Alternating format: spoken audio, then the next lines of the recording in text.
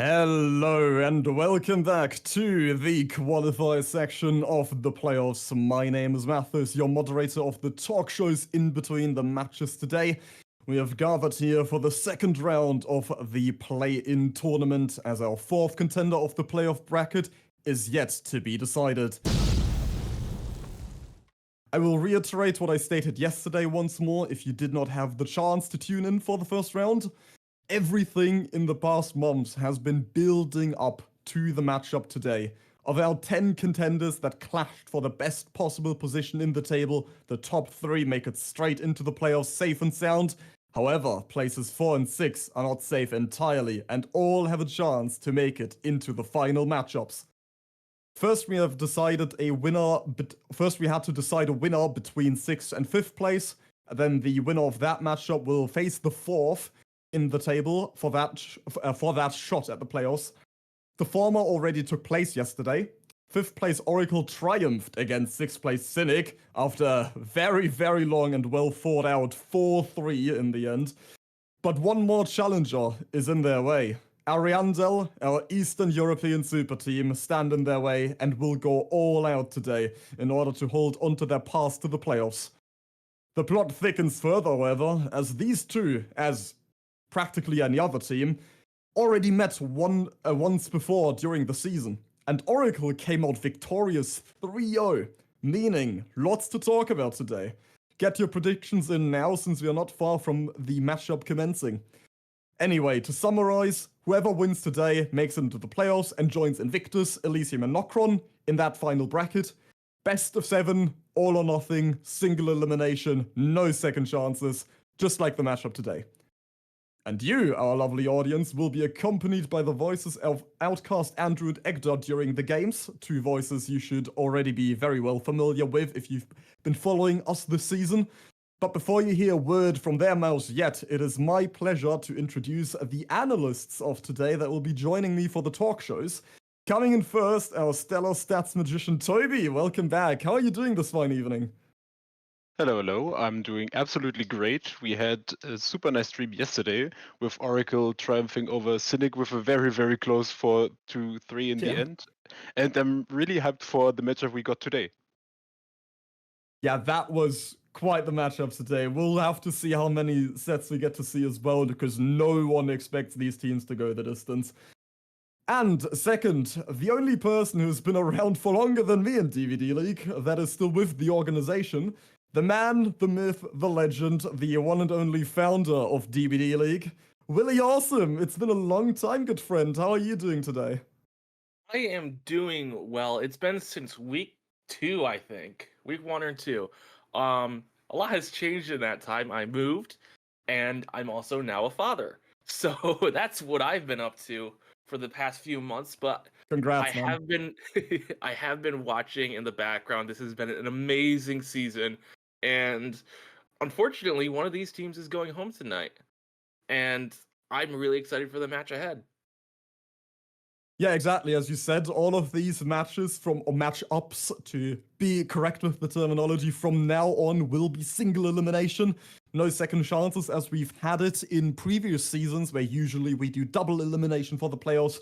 But since we already have these 6th, 5th, 4th place matchups as well, yesterday and today, we decided to spare you of this constant rinse and repeat, but also because it's no longer best of 3s we'll be having, it's practically all best of 7s. There will be best of 5s during the playoffs, as far as I'm informed. And yeah, today is one of those best of 7s as well, so the stream's going to last quite a long time on its own. But yeah, amazing. Thank you both very, very much for joining me today and for your introductions. And without any further ado, I would love to get straight into the matchup between today, Ariandel and Oracle. Just a very brief overview I want to give of the killers that we're going through today. In order, in line, Springtrap, first of all again, as he is enforced for the play-in tournament, the qualifier matches, has to be the first killer. And only then do we get into the respective picks. So after that, we will be seeing Singularity, Nightmare, Shape, Spirit, Ghostface, and Doctor. So in total, there's only one of these killers that we saw yesterday. So if anyone complains, besides Springtrap, of course, if anyone complains about variety, not this weekend, because wow, have we got quite the selection. And as I said already, we have seen Oracle and Ariandel play before, and those killer picks they had were Vecna, Ghostface, Nurse, and Dredge. So we see a little bit of correlation there with the Ghostface. So with these picks that we've got up ahead, Tobi, I want to ask you first, do you see any rhyme or reason to these picks today? I see Oracle going with that Ghostface again as well, still, and then we see another killer on the same map, the Larry's Memorial, Larry's Treatment Theater, that's it. With the shape after that, both on the same maps. That's probably for a good reason, since we saw the 3-0, right? Yeah, absolutely. The pick and ban for this matchup is pretty interesting because Ariandel decided to ban the exactly same killers that they banned in their previous loss against Oracle, with one exception. They dropped their Deathslinger ban in the first rotation and banned the Lich instead. This was the first set they were losing against Oracle, I think 2 or 3 weeks ago. And they were pretty smart about it because they got really clapped in that Lich set. I'm surprised by Oracle, or not surprised, because Ghostface was originally Ariandel's pick a few weeks ago, and now Oracle adapted because they won that Ghostface set really hard as well. So I'm kinda excited for the picks and bans we got here, because this is some pretty unusual stuff for Ariandel. They adapted to the team they are facing, but in a way I didn't expect. Yeah, absolutely. We've seen that time and time again in the past when you have one team pick a killer, but then just lose really badly on that killer, and then you see other teams starting picking that killer against them, sort of trying to take advantage of a weak point there, possibly, that originally was meant as a strong suit. But yeah, it's amazing that we see the resourcefulness and also the ability to adapt by our teams here. It really comes to show that you have, if you want to be one of the best teams in the world, you also need to be on top of your game and be versatile when it comes to killers. You need to have something for everybody, essentially. Otherwise, you're going to have your opponent with their niches, and if you have nothing in response, then that's a point given away, essentially, since you have nothing contracted with. And yeah, since we're already comparing these two teams, why also don't we get into the predictions? I'm very happy we have Will here today, because he's the maestro that's been working on the staff predictions in the background. So since week 1, throughout this entire tournament, he's been collecting data or collecting points similar to a table as well, where we would have members of our staff team, including everybody in the list of DBDLeague, being able to cast their vote, who they think is going to win what matchup. So yeah, Will, let's head over to you with that question. What do you think is going to happen between these two teams, considering we already have that 3-0 this season for Oracle? So, contrary to previous results, the general consensus from this behind-the-scenes prediction, which, might I add, was just a bit of fun and games, didn't expect it to be brought up, but here we are. The general consensus seems to be an Ariandel win 4-2 against Oracle, which I do find interesting given that Oracle did 3-0 them earlier in the season. And I am always the contrarian. I'm also thinking that Oracle is going to take this. So general consensus for the staff is Ariandel 4-2. I think it's going to be reversed. I think Oracle's going to win this 4-2 against Ariandel and move into the playoffs. And I'd love to comment on the viewer predictions, but hello from 10 minutes in the future. Can't really do that at the moment. And I think a large part of why a majority of the predictions are this Ariandel win 4-2 is because, Ariandel has had time to, go back to the shop, figure out what they did wrong. And also, when Oracle won, that was generally considered as an upset. That was not the expected result then. And I can't comment on everyone who put a prediction in, but it could just be people thinking, yeah, it's not going to happen twice. Me, personally, I'd love to see it happen twice. Yeah, Tobi, what do you reckon? I think Ariandel heavily underperformed in their matchup against Oracle a few weeks ago. And from Like from a perspective that Ariandel has to log in now, because they're out otherwise. I think they weren't taking Oracle too seriously in the regular season, and now they should take Oracle seriously, especially after they got beaten by them 3-0. But if you look at the Survivor roster later on, I don't think, personally, there's a way that Ariandel loses this if they log in today. Yeah, why don't we take a closer look at the stats? It makes sense that I ask you second because now I have this perfect transition. Let's take a quick look at what Oracle have been able to put up this season so far, or the stats that we've collected on display now. And Tobi, if there's anything that stands out, please do let us know. Yeah, on the Oracle side, one key factor is that this is basically a team of 4 players right now.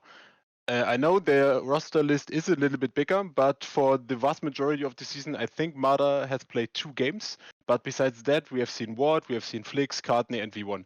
And this is the core of Oracle and the only players that are actually playing on the roster right now. And they are like a well-oiled machine in the past few weeks. They only dropped 1 match in the last week against Elysium, besides the first 3 weeks where they needed some time to get started.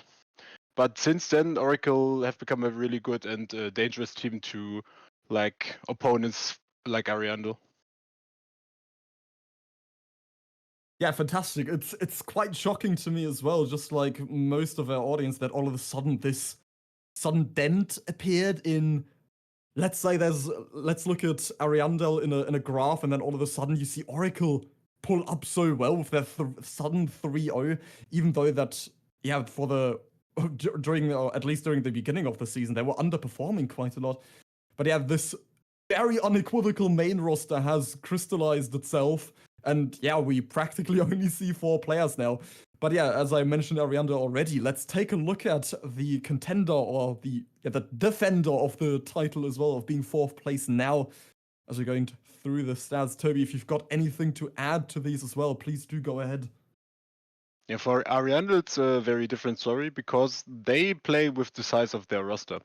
Like, they do not play all their players, but they play actually a lot of them, and they use the full potential of their roster. And if we need to speak about one player in particular, it has to be Exise. Exise is one of the most consistent players on Ariandel this whole season, and he is rivaling Rocket for the least amount of hook stages per game. Like a few weeks ago, Exise was sitting on like 1 hook stage per game. This guy was just not dying. And they play around him really, really well. And as I already said, they use the full potential of their roster to swap in and out players, depending on which killer they have to face. And it's working really, really well for them so far. Yeah, Exise certainly has established himself as definitely one of the most popular players we have in our community. Also, with all the beginner guides he has put up, if you would like to find more about that, then you can find him on YouTube. He's done a fantastic job. He's one of our most favorite players, not just in the community, and also not because I'm almost starting to sound biased here, because I do need to make the disclaimer that I am very close friends with all of the Ariandel players, as I am on the roster as well, but not playing, so. And I'm going to stay neutral, do not worry. But yeah, Exile's close friend of mine, fantastic person. Very happy to see him play still today. But yeah, we've looked a lot at our teams now, but there's one more now that we've covered the ground with the delay at least.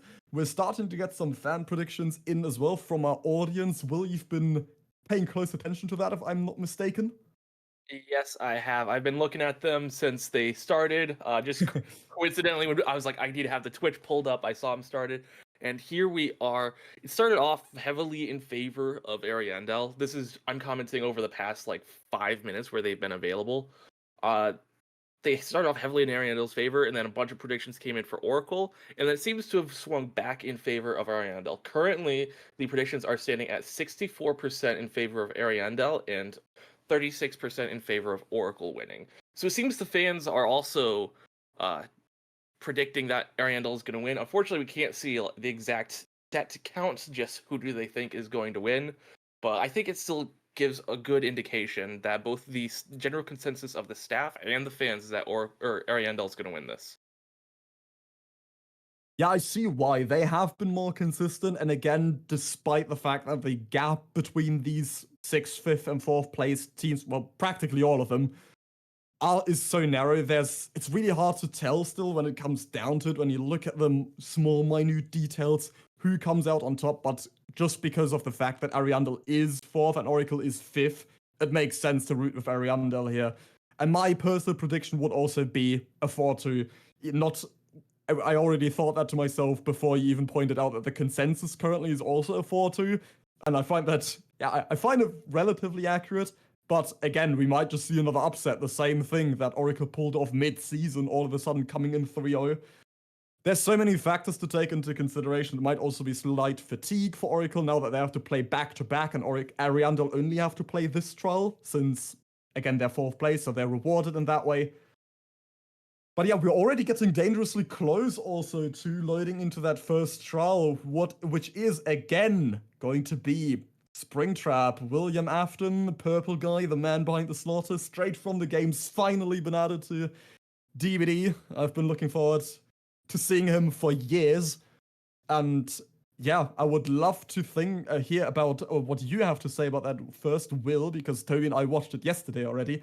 Will, since you were practically a viewer yesterday, since you told me you did watch the stream, what did you perceive from that game? What stood out to you the most? Honestly, what stood out to me was the lack of interaction from the survivors on the killer's power. So when in the PTB, you'd always have the survivors trying to reveal Springtrap on the cameras or go through the doors. And I think, first of all, there's always going to be a disconnect between the general public playing the game and the very, very, very top end of things. It's just a different tempo and all that stuff. And we didn't see any of that interaction yesterday. And I think a good part of it has to do with time efficiency and risk. Time efficiency part of it, you don't want to spend time trying to reveal the killer because you're all in comms. You can just call out where the killer is. You don't need to look on the cameras, and doing so wastes a lot of time that you could be spent working on generators or going for an unhook or healing and resetting, or just jockeying for better positioning on the map. Additionally, we didn't see too many. I don't think we saw any survivors using the doors to traverse the map because it is simply too risky. We saw the killers yesterday going in and using the doors for that mobility a lot. And you don't want to be caught in that security room when the killer does that, because that gives a free hook stage. No effort from the killer at all. And it's just too high risk for the survivors to use. Oh, thank you very much for that fantastic overview. We're already loading into our first Springtrap trial, so we'll see how much value that holds. Everything you've just described, but probably going to be spot on. Yes, I will now be handing it over to our dear casters. Please, guys, do take it away from now. Thank you, Mathis. Hi, everybody. Welcome on in. I am OutcastAndrew. I'm joined by my wonderful co-caster, Egdar, and we are bringing you the final qualifier for the tournament for Season 10. We are rocking Bubbo on the Springtrap on the animatronic. Egdar, how are you doing today? Welcome in, my friend. I'm waiting in for a damn good matchup. That's exactly how I'm doing, my man. Bubbo, one of the best kill players in the world on Springtrap. Is this something that I thought would have happened a couple years ago? No, not particularly. But on record yard, Springtrap seems to be a pretty good killer. Could just get the insta-pick onto Ward right now. Isn't even going to bother with the pickup. Ward was stuck completely in the corner of the map.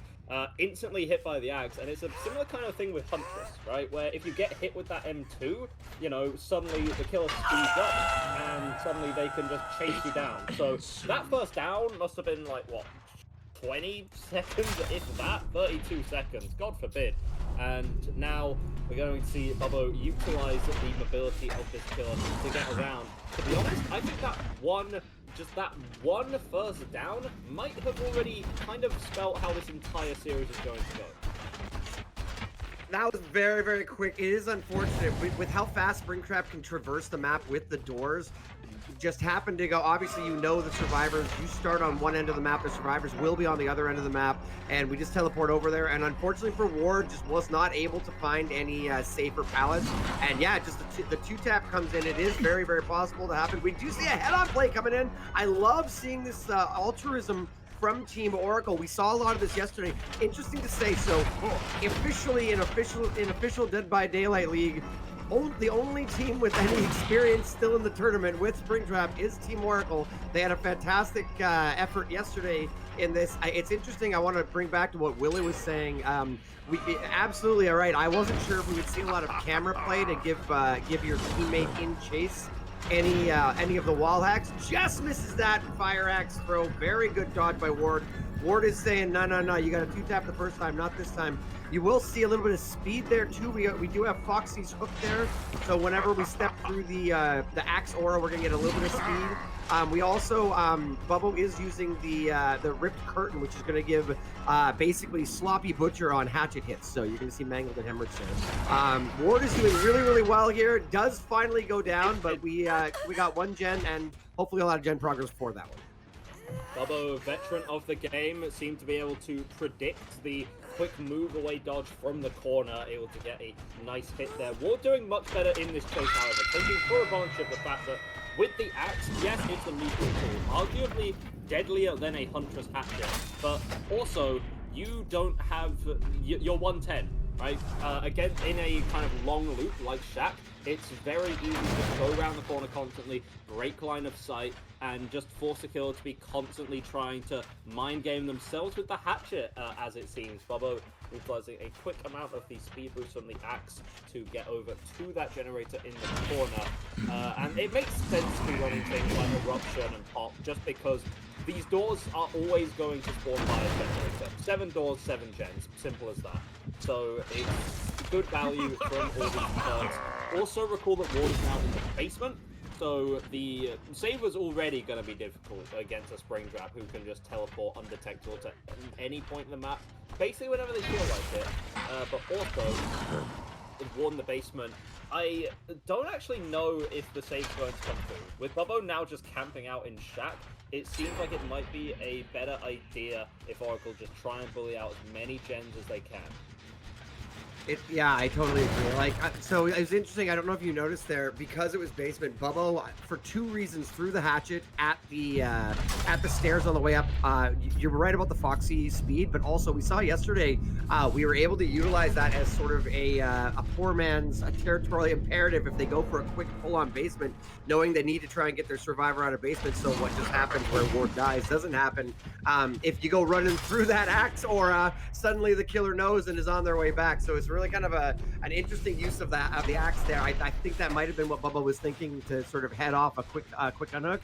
But yeah, the survivors do try and just crank out gens. They're trying to trade Ward's life for a few more generators. But I mean, so far we've only popped 1 more gen since that second hook. I know we got a lot of progress, but Oracle really needs to get some more gen progress on the board. We've got Chase on Cartney here, going for the hatchet here, so we can maybe get a pretty quick 2-tap. Cartney takes the hatchet and is going to run off here. I hope that the rest of the survivors of Oracle are getting some gens done. Yeah, sure they are. Now it's going to be about as clean as a chase you can get. 115 at this pallet over here. He doesn't make enough distance, which forced to try and fake the pallet, but Bubbo has way too much wherewithal for that one. 1 more generator does pop in that meantime, just before Eruption goes off. You can see that's a V1 over in the corner, trying to work on that generator. Bubba might be getting a tad greedy here when there's a ball over, and this first play barely gets it. Really curious to see how much was left on that timer there, but ultimately, if you can get that level of regression, it does seem to be worth it. Bubba pushing the limits, not just of the killer, but just of the game in general now, maneuvering back over between these generators. That was I was very scary. We were going for the pain res there, so we understand why Bubbo was going for that particular hook. But I mean, someone had been working that generator nearby. If they came and take a hit, I mean, maybe they weren't nearby. Probably that seems like they weren't nearby because the Bubbo could see with the Eruption aura reading that he wanted left. Oh, I didn't actually see the auras. Good call. Okay, yeah. I knew that Eruption had gone off, but I didn't see where they were. Good call. Yeah. And now we can see both Flix and Cartney are injured. Bubbo going to continue regressing this generator, which is approaching its limit. This was the one that Ward was working on at the start of the game where that 2-tap happened. You can see it is a big priority for these survivors. Bubbo is essentially just running like a poor man's gen kick meta. As it turns out, yeah, the ability to go from generator to generator at any whim is really strong for you. Tries to go for a trick shot with the hatchet, not going to work out. It's so weighty, this fire axe. So walls aren't really going to help you.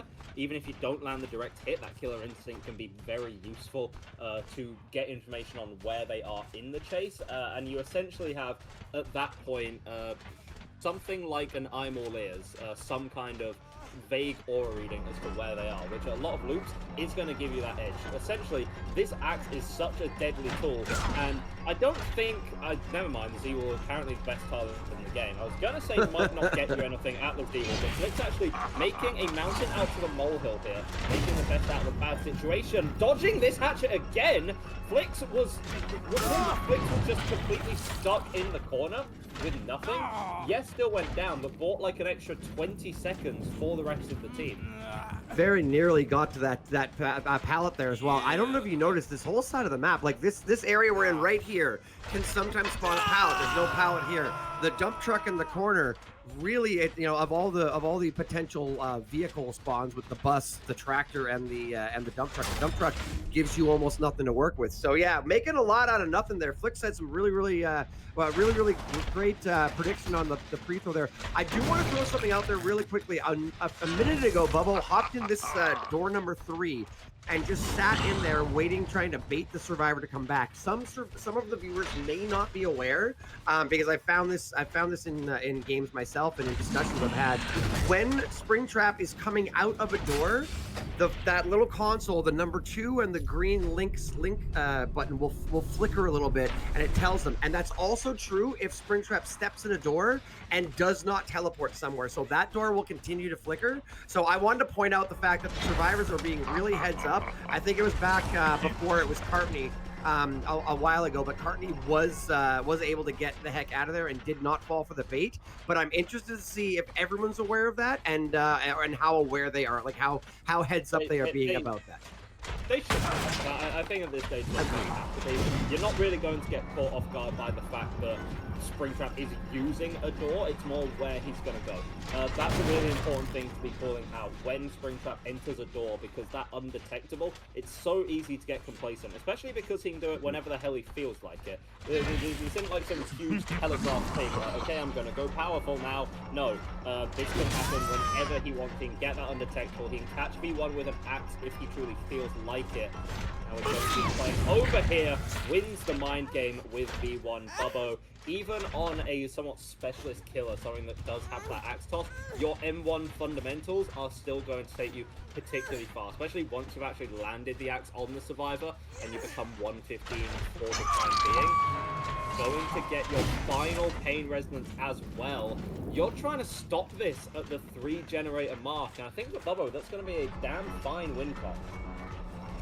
I gotta tell you, Pop Goes the Weasel is not always the best perk choice. I don't think we've talked about the entire build yet. We've got Pain Res, we have Corrupt Intervention, we have Pop and Eruption.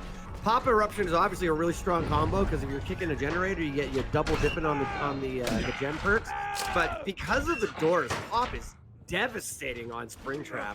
You can down someone on one end of the map, teleport across the other end of the map, and apply massive regression to the generator, whatever generator you're able to find that has the most progress. So yeah, Bubbo's regression here, just nothing fancy, no special perks, no trying to catch people out with a dragon grip or anything crazy like that. We're just gonna go pure regression, and these generators, they've been completed a couple times over, and yet still they refuse to start.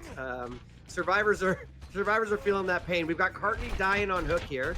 V1 is still injured, so Flix is the only one who's able to come and get a save. But Bubbo, I gotta imagine, is not gonna fully, we can't fully camp that out. We're trying to hold ours to a 4K2 here, and if we hang out, it's not gonna end up that way. V1 is probably gonna end up in chase, and there it is. Flix gets the moment we teleport away. Progression limit's been hit on the generator that V1's just been working on. Survivors can play this one slow, but provided that they play it slow, maybe get a little bit lucky with the stealth and a reset, then they're sort of guaranteed to get at least one more generator, because Bobo can do nothing about it. This is it's almost like suffering from success, you know? Because your ability to regress gens is nigh unmatched, you don't really... You're going to hit that regression limit a lot earlier than some characters will. And there is another regression limit now hit on both of those topside generators. The issue, Carney's going to go on a hook for this. Carney's dead. Carney's dead for this, then. Well, So this is 2v1.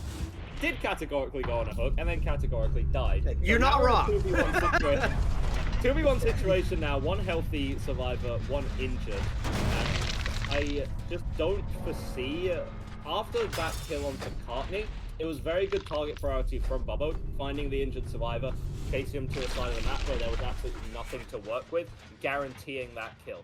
He recognizes that someone could be stealthing around here, and yeah, I think he's gonna try for it again, to just stay in this door for a moment before then trying to leave it. Because to be honest, for the survivors, like, what are the point of working alongside gens at this point? You know, like, if Bubbo even just thinks that you're working on them, he's gonna be there. He's gonna teleport to them anyway. Uh-oh! I don't know if you saw that. Bubbo Bubbo tried to kick. Bubbo's foot stopped working. Bubbo is not able to kick that generator anymore. Again, the problem with Eruption is every time you get... The good and bad thing about Eruption is it gives you 2 regression. So you get to regress the generator 2 times, but that reduces your kicks from 8 to 4. 4 kicks with Eruption means that you're now out of regression events, and that generator that we saw Flix working on has permanent progress, and Bubbo is now feeling the pressure to try and get V1 down before Flix can finish that generator. That's gonna happen, but is that gonna be enough? That generator's cranking away. It's gonna be close. It's not gonna be that close. He makes it. Never mind. It was a very quick chase for Bubbo. I think if V1 was able to possibly last a little longer at that bus, then yes, that generator would have been done. We would have looked categorically at 4K1. Unfortunately, like, you had a very low wall with the rock to work with, and now Flix stuck in a precarious spot. You can see where the axe is going, you can see where the survivor's going, and you should be able to get a flashy little jump scare at the end. He loves his job, he does, this Springtrap fella. And that's going to be a 4K2 coming out from Ariandel. A dominant start there, I'd say. I'm sorry, I didn't mean to jump in there. I gotta tell you, listen, okay, Springtrap is a, pretty middle of the road when it comes to strength. And there'll be sometimes when I'm playing him and I'm like, oh, oh man, I'm just getting really run here. I miss a hatchet. It's really damaging. It's really punishing. And then you get a grab, or you grab someone, and it's just behavior nailed the aura of Springtrap, and I just had to throw it out there. Seeing a Springtrap grab jump scare in professional Dead by Daylight in DBDLeague, I'm a kid in a candy store. I love it. But anyways, that's going to be Bubble getting a 4K2, very commanding result by Springtrap. We're going to throw it over to back to Mathis and our analysts to go over what they thought about that match. Thank you very much, Andrew. Wow. Well, Bubbo. At first, he told me that he didn't really like this killer because he felt he would be too niche and not played too much in comp. But here we are, and he gets the best Springtrap result yet. Keep in mind, this is only the 3rd trial we've seen with him. But a 4K2, that is quite telling of the quality this killer might just possess. And the start also couldn't have been more ironic because it just immediately reminded me of yesterday when we saw Ward also get basically double tapped at the start of the trial by Mastermind, and this time it was Bubbo's Springtrap. And then he also died really quickly. I want to talk about this with you, Tobi. The tunnel out, didn't that seem really strong on this killer? Yeah, it looked really good from the side of Ariandel, definitely. My problem with this whole trial was the early game from Oracle was too slow, in my opinion. Like, we saw Ward dying relatively early, and if I'm correct, he died on 4 or 3 gens remaining to repair, and they never got rid of the crucial gens that Bobo was patrolling, and this is why it ended in a 4k2 ultimately. I mean, we even saw Bobo couldn't kick the generators anymore because so many regression events have happened, but it didn't work out in the end. Yeah, with the regression events, that's also something I really want to go into. We've had this discussion numerous times yesterday already with Ruin, comparing that to gen kicks with Eruption especially. Also what we saw with the Dredge set that we had yesterday, when in one game the rune was never cleansed, and the other game the rune was cleansed within 20 seconds of the trial. And here we have that Eruption value. You know, we made the point yesterday that these high mobility kills really profit from Ruin because they can be all over and constantly push survivors off the gens. So Ruin really contributes to the generators constantly regressing. But Bobo was able to pull that off with just kicking gens and Eruption. So Will, what do you think? You weren't here yesterday when we had that Ruin discussion, but you watched it after. What would you say? Ruin or Eruption? What works better here? Well, as we saw, you hit the regression event count on the Springtrap with the Eruption, with the full regression build. Ruin does not cause those regression events, and had the early game gone a little bit better, say Ward was not hooked in the basement and Oracle was able to get the save, we might have been looking at more gens getting completed simply because Bubbo is not able to stop any progress. All progress was permanent. So had we had a different start from Oracle, it could have been really difficult for Bubbo to maintain control over the generators. Whereas if with Ruin, like you said, you're all over the map, you're able to constantly cause this regression, and it doesn't count towards that cap. So I think, for me, Ruin would be the better choice in this specific incident. As a general use case, though, I do think the Eruption is better. I'm starting to like Ruin more and more, and I have to completely agree with you. I think Ruin is also more risky again, since it can be cleansed, and Eruption you keep for the entire trial. But we'll also just have to see, since we don't have much data with Springtrap yet, and also just to throw that in, man, that map was empty last trial. I'm curious to see what our survivors of Ariandel get this time around regarding map RNG. Please, dear casters, do take it away. Thank you very much to our very capable, very intelligent analysts there. So we're going to be hearing from a lot of them today because there's a lot to break down in this game. Ward with a kind of scream of power to open this one up. You got a hell of a time. You got to get a 4k2 for the tie condition, 4k3 for the win. 4k3, to be honest, is completely inconceivable. Springtrap is strong, but not that strong, you know what I mean? Corrupt has been brought in, and the first chase is going to happen within these corrupted generators. The 32-second number should be playing in your head over and over again if you're Ward, because that is a obscenely quick first chase that Bubbo got for Ariandel. Ward, to be honest, already by missing that first axe, even though it's a pretty understandable miss, guess what? You're already behind schedule, and you're not able to get the lunge onto Hardwell either. And again, this is a chase which is already behind schedule and is within the corrupted gen split. It's not a spectacular start for Ward. We talk about how crucial the early game is. This is how early we're starting, at the very beginning of the match. Finding the survivor isn't enough. Hardwell, however, just showing so much experience, so much kind of confidence against Springtrap, eventually forces the pallet break and should be able to move on to a filler near this rock. Not actually going to get there quite in time before the axe is thrown, so we're finally going to get an injury as we go over to the shack. But we saw just how well the shack was able to be played by Oracle last time. Seeing as Hardwell was able to make a single short wall gym look like nuts, I do not think you really want to be taking a chase at shack.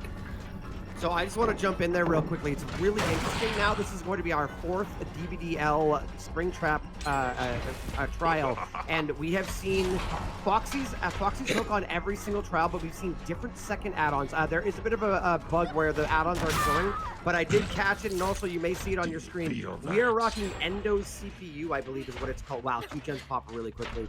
We are rocking Endo's CPU, so when you step into the aura of the, oh my goodness, okay. the generators pop. Yeah, I mean, that's what you expect to see with a good chase like that. Hardwell did a really good chase, did their job, and now you see we've already reached the tie condition. We need one more generator for a win, and Ward's got his work cut out for him. Endo's, you'll see in the bottom right corner there, when you have the aura from stepping into the axe aura, you break pallets 40% faster. I believe it's they've just got a buff actually with the recent patch as well. So you will see a little bit faster hits. We did see that before the first hit came in. That happened. A little good blind there by Excise, and Hardwell's great communication by our survivors here. They managed to get the unhook as the chase happens, as the blind happens. That was almost perfect. And Swatter is gonna stop the. I was gonna say that's a very, very quick recovery, but Swatter just barely makes it through that window in time. And now Ward's got to try and track down their tunnel up with Hardwell. I don't see, this is a pretty uphill battle. It is important to note that Oracle did lose their Springtrap match yesterday. Ward was able to only get 9 hooks, 3 fresh. It was looking like a 4K 1 or 2 originally, and then they wound up getting the generators done and got a fresh survivor out the door. This is going significantly worse for our killer than it was yesterday, but we'll see how this goes. Drew, we're watching cyberbullying. This is Ariandel cyberbullying Ward right now. The 4th generator's done, so you've already won this one in like faster than a time it takes to get a McDonald's, right? So this is unbelievable from Ariandel. Unbelievable from Hardwell. Everyone's healed up. You have nothing for Ward right now. This wasn't your pick. So were we necessarily expecting a win for Oracle on this set? No. But I don't think we were expecting such an obscene blowout. You know, a 4K2 versus what is probably going to be everyone escaping is a lot different. Ariandel won in less than 4 minutes. I mean, the trouble with this again. Okay, so let's I'm gonna give Ward a little bit of grace here. The reality is, look how fast this break. Look at that break. There you go. Endo value. The trouble is that this killer, again, you're very, very punished for. Good heads up play by Swatter. You're very punished for missing your hatchets, and we missed a couple hatchets in the very beginning against Hardwell. Hardwell just had a really heads up play. There's the last generator. Really heads up play, and that was enough. Like, you know, if you can keep the killer busy on the opposite side of the map for a minute and a half, well, there's 3 generators gone, and that's exactly what happened. What happened to Ward here? And you know what? I think Ward can just walk away from this. You're gonna get 1K. It looks like maybe say they got nothing to lose. I'm gonna make some comments about the series as a whole now, as these final survivors have opened the exit gate and escaped. We weren't expecting Oracle to win this set. That's fine, I understand that. But we weren't expecting such a massive blowout of this level of proportion. 4K2 versus like a 4 hooks, 3 out, 4 hook stages, 2 fresh. That isn't night and day. That is hydrogen bomb coughing baby levels of dominance right there. So they really need to go back to the drawing board, Oracle. They have their next pick that they're going to go to in their next set, which is going to be Singularity over on the Dead Dog Saloon. We're going to throw it over back to the Analysts desk, who may have some final comments about that game and can talk us through what we might expect to see from this Singularity side. Take it away, fellas. Wow, what was that by Ariandel, both on Survivor and on Killer side? You know, first they got my hopes up that Springtrap might be really powerful in comp after seeing that 4K2, but then a 3 out. Ouch, lightning round is what we already had mid-game with the... Yeah, that the trial was won in under 4 minutes, essentially. Also, really need to comment on the add-ons here, because we see the second time Ward brings something unconventional. Yesterday, we had him bring the Faz coin, which didn't do much for him, and this time around we see the Endo CPU. Tobi, what do you think about those add-ons? I think the pallet break add-on is good in certain situations, but as we have seen with this trial, the game speed was just too fast that no add-on could have saved you there. This was the major problem with this trial. Yeah, I'm trying to find rhyme and reason to the point of that as well. I mean, he's trying to get powered by Remnant as much as possible. Do you think Tobi, the combination of Endo CPU and Foxy Circuit may have been viable, but it was just the game that was that just really didn't allow him to bring anything to unleash the full potential of that add-on combination? I can totally see it working for sure. I think it's really good add-on, the Endo CPU, but as you already pointed out, it was just not the right game for this. If you have a more slow and methodical early game and you have a fast first chase, then you can really get use out of these add-ons. But we have seen a 2-minute chase by Hardwell, and by the time he was hooked once, 3 generators already popped. Ariandel managed to pop all 5 gens in 5 minutes. The gen speed was absolutely atrocious. I don't know what to say. This was absolute masterclass on Survivor side. Yeah, now that you mention it as well, the 2-minute chase at the start, powered by that 3 split on the gens. Will, what sort of message does that convey when you decide you think it's you've got plenty of time to 3 split? Typically we see 1 double and 1 solo, but 3, wow. Especially after the spawn changes. That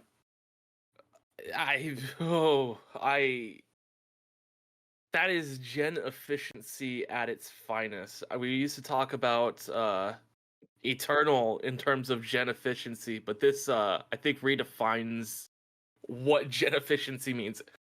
I don't know what to say. It was like that trial happened so fast there wasn't really time to think.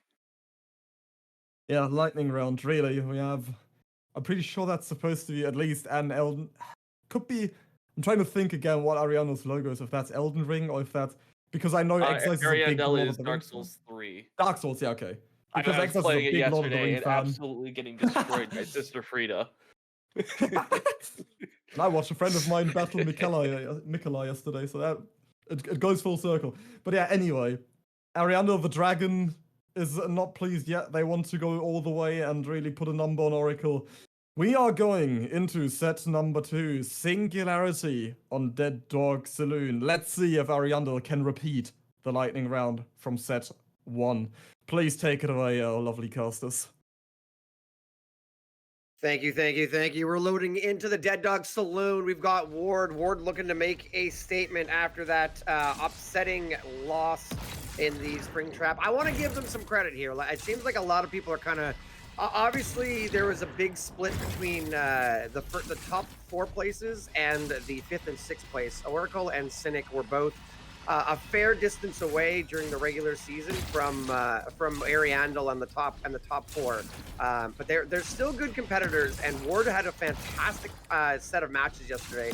I think there's definitely something you can do here. We're having a little bit of placement issues here with our Singularity, but I think we've seen a very, very strong generator set up here, and there we go. We're just testing our out. We got that rare sort of generator in the middle of the desert, right? Behind the Glenvale sign there. That is, it spawns about 20% of the time, based on my own, play testing. I don't know how accurate that is, but setting up for a 3-gen over there, and now ranging out into the map. What do you think, Egdar? Do you think that last game was a sign of things to come, or do you think that we've got something that could potentially a decent match this game by Oracle? Flip now, it's going to be on account of not necessarily a unique or unheard of strat from Oracle, but one that has some amount of intrigue within the community.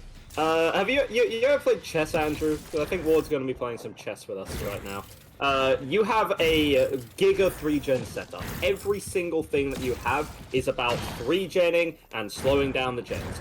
You have all of your biopods set up on this side of the map with all of these generators. You have Mindbreaker on all of the gens, so that working on them is a risk. Call of Brine and Oppression, so that kicking them is going to give more regression and target multiple of them at the same time. Even your add-ons, your brown add-on is going to let you target the pods. The pods are going to have increased targeting range, so you can put them further away, make those EMPs slightly less valuable. And the purple add-on, the family photo, is going to cause a hinder and a deep wound to injured survivors whenever they get slipstreamed. Basically, it's not going to be a fun day at the office for the survivors. Not necessarily a risky day. I last recall seeing this, I believe it was last official season being played by Nightlight. Actually ended up losing the series going for the 3-generator Singularity strat. But Ward definitely having his own spin on it. So far, no downs, but to be honest, with this kind of build and setup, you're not looking for early first downs. You're looking for, well, time, injuries, war of attrition, a long, drawn-out battle, which is what we're going to be in for today. That is fair, but I do want to say, and you're 100% right, but I do want to say, even most killers, you will eventually lose this war of attrition, because when you have 4 survivors, eventually they will whittle down your regression events and whatnot. Singularity is a little bit different because you can put pressure on multiple areas of the map at the same time using your biopods. So as much as I agree, and we can take it slow and really look like Ward identified, okay, cool, I live here, this is my home, I live out by the gallows, I'm gonna live out in the desert here, I live here, get out of my house, get off my lawn, kids. While that is the case, we do need to see downs. Otherwise, what's going to happen is the survivor's going to take a tag, run to main, take a tag, run to main, take a tag, run to main, game over. So we're going to need to see something happen. We have the time to get set up here, but we can't take too much time. And I'm not sure. Ward is very particular about making sure we can get every angle on that generator there. And yeah, we're gonna need to see some action sooner than later. Every single camera needs to be a painting exactly how he wants to make it, it seems. You're going to be covering all these 3 generators over here. One in the corner. Who cares about that one? Let it go. Yeah. You are going like so unbelievably crazy for this. You're going like so unbelievably crazy for this. We're kind of at like the 4-minute mark with no downs. Again, to be expected, but it's still rather slow. The record for the first down is 7 minutes and 20 seconds. I genuinely think that we might be in a position to see that record be broken of time without a down. I agree. Sorry. Yeah, I'm just sitting here watching. I'm enjoying the chess. So we're very slow here. Something I really like there. I don't know if you saw, we have Magic on the deep generator. We had iPick on this generator here, and we had Hardwell crouching nearby but not pressuring, just holding an EMP. Like that's what we're gonna see. I think we're gonna see a lot of support here, a lot of survivors supporting other survivors. You got a couple on the generators. You got a couple on the. Does he not realize he's there? Magic didn't leave. No, okay, surely. He knows. Okay, Surely. it wasn't clear if he knew Magic was there. But okay, another thing. There are 4 pallets back here, and that's 3 of them gone. Yeah. So, while again survivors are playing this slow and doing really well, now you are in a dead zone that you need to get deep into to pressure these generators. So now you might see the game swinging a little bit more towards Ward. But again, we need to get it down here, Egdar. We got to get it down, and we got to get some damage, because otherwise we're just gonna keep kicking these gens until we can't kick them anymore. This is such a disgusting setup, dude. This is one of the nastiest 3 gens that I've seen, and you have like 12 cameras. It gives the energy of like a multi-millionaire who just has his mansion full of like 1 billion cameras to just monitor everything all the time. I thought Five Nights at Freddy's was the other killer that we were playing, but it appears Singularity is seems to be more in line with the FNAF vision. So we're going to break a pallet and then immediately retreat back to the gens, because that's exactly how we're going to play. It really is just the cycle that we get into. of hit, run, EMP, work on the gen for 2 seconds, get hit with a biopod, use an EMP, get chased off by the Singularity, and then the biopods are replaced and repeat. It is somewhat elegant, depending on your definition of elegant. Ward is getting information from Call of Brine as well, constantly. Every time a good skill check is hit, you know the gen's being worked on. But the EMP's in really good spots. But again, Ward has set it up in such a way, I can only assume that Ward, like, went into, like, a custom game with the members of Oracle and just tested these spots over and over again to see, okay, how many biopods can I get? What exact spots do I need to place them to cover these generators? This is a losing strategy. I'm sorry. I don't know what you at this point you've committed to it. You have to do it. But it's a losing strategy.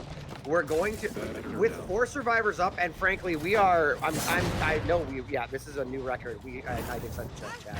This is a new record for the longest time with no down. This is a losing strategy. We're making history. Season X is a Oracle season, and we're making history today, fellas. But you can literally have one person playing support and just getting EMPs, and frankly, you have somebody with an EMP going towards main. Oh, I got a tag deep. That person comes and tanks a hit. They run away. If you want to commit to them across the map, great. We're gonna finish the generator over here. You know the killer's gonna leave, so you can literally have somebody playing medic in main. And it looks like that's what Pikz just healed up LaMagic maybe there in main. This is a losing strategy. Ward's gonna run out of time here. We're looking at a maybe 0 hook game, or maybe like a very low stages. I get what we were going for here, but when you're trying to hold a 3-gen like this, you also need to have pressure on earlier, and then you can camp it out. We're gonna run. I'm sorry, I'm not trying to be a downer, but I'm looking at this. I'm like, I do not see a path to victory here for Ward.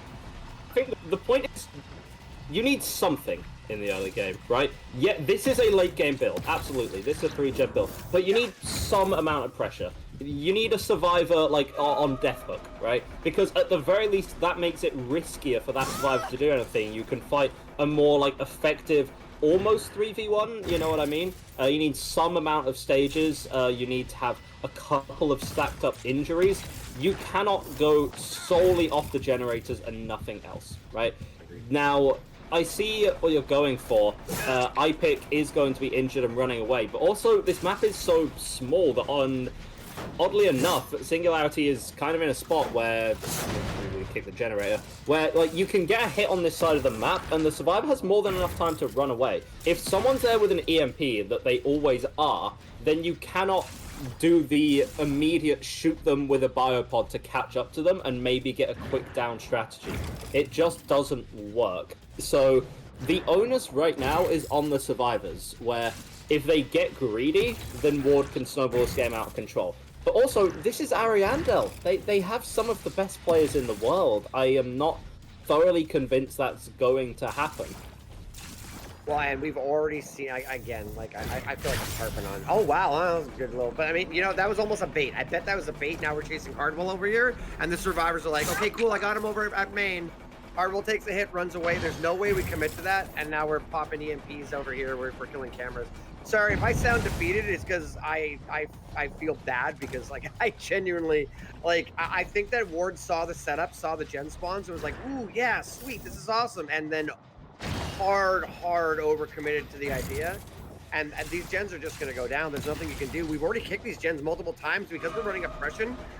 Sometimes he might have even put in some regression events on generators that don't matter. Like if the gen was at 5% and oppression goes off, that's a wasted regression event, right? So anyways, yeah, and you can listen to how much these gens are cranking. Strange one. Yeah, these gens are like increasing. We have 2 gens which are now past the 57 mark. That one over by the cacti seems to be closer to like 70 or so.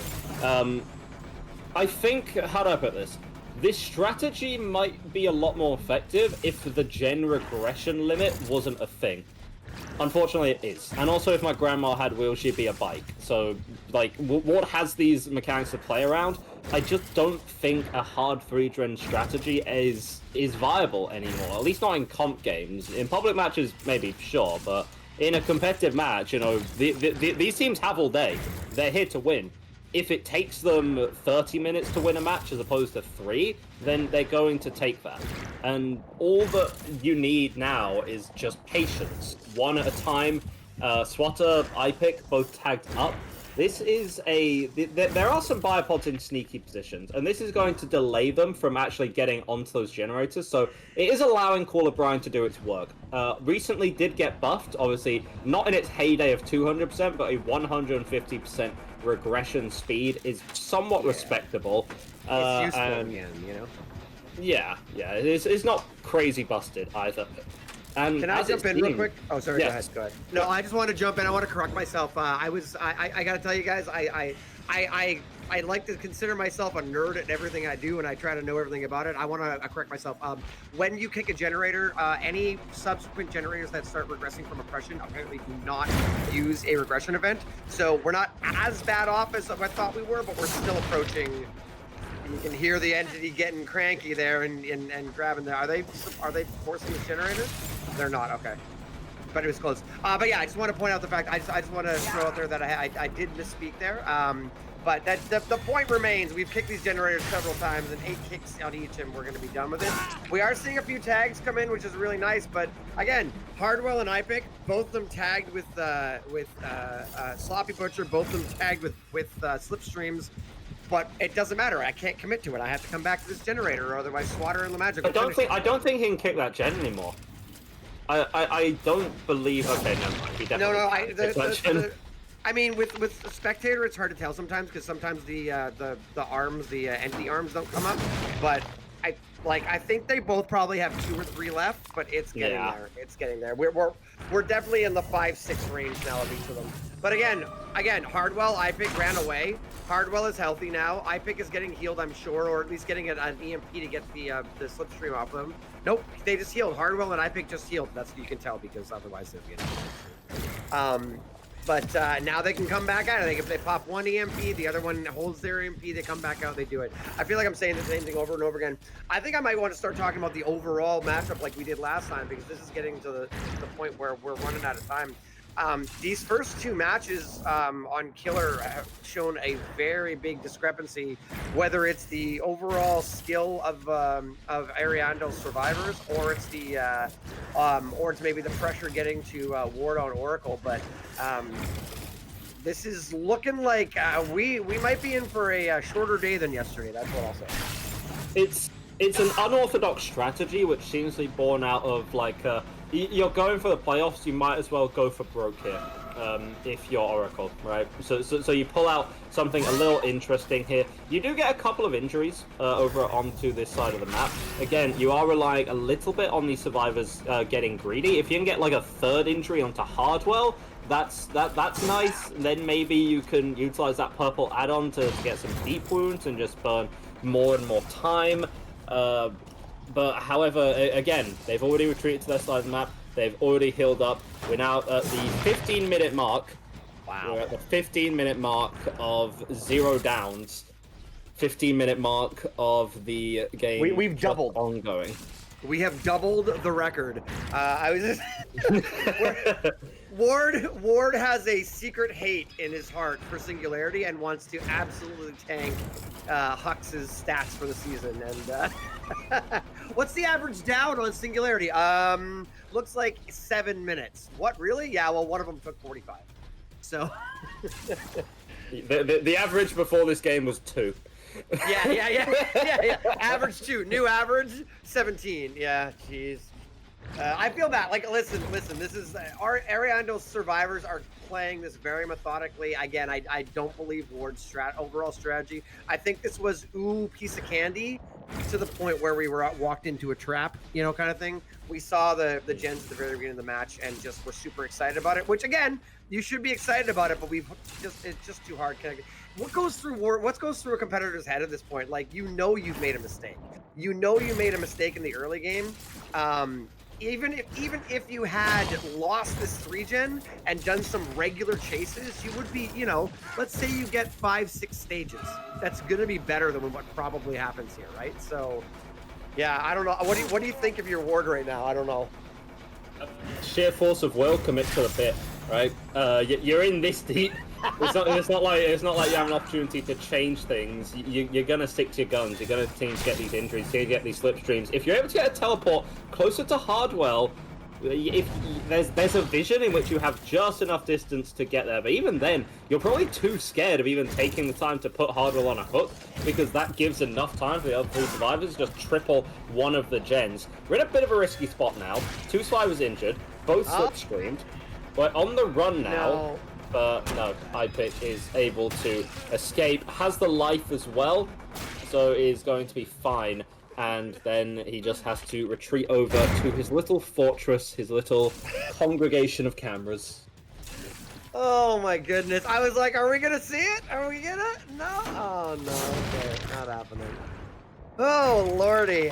Well, and yeah, it is important to point out the fact this is Ward's. We haven't even seen the survive. Like, we haven't even seen the killer of Ariandel yet. We haven't seen what I'm assuming Bubbo's gonna do on Singularity. But this was Oracle's pick. So, and the other thing is not just Oracle's pick. Like, we have a lot of sort of like, I don't know. I would consider like some of the matchups today. We have Freddy, we've got Doctor, we've got Spirit. Some of those are more like quote unquote normal killers. Like, they have their powers and whatnot. But Singularity is very much a killer in his own league, right? Like, Singularity is definitely a unique playstyle. So it's not inconceivable that Oracle could come back and have a good match on something that wasn't their pick. But when you're picking a specialist killer like this one and you have such a rough time, it's definitely going to have an effect on your team. Honestly, I wouldn't even consider Singularity that much of a specialist killer. Obviously, it has some quirks, but it is mostly your M1 fundamentals, which will take you a distance. The Magic gets injured up here. You can see it's essentially just like a carpet bombing of EMPs that come out. The survivors can play so patient, and Ariandel, you know they're good for it.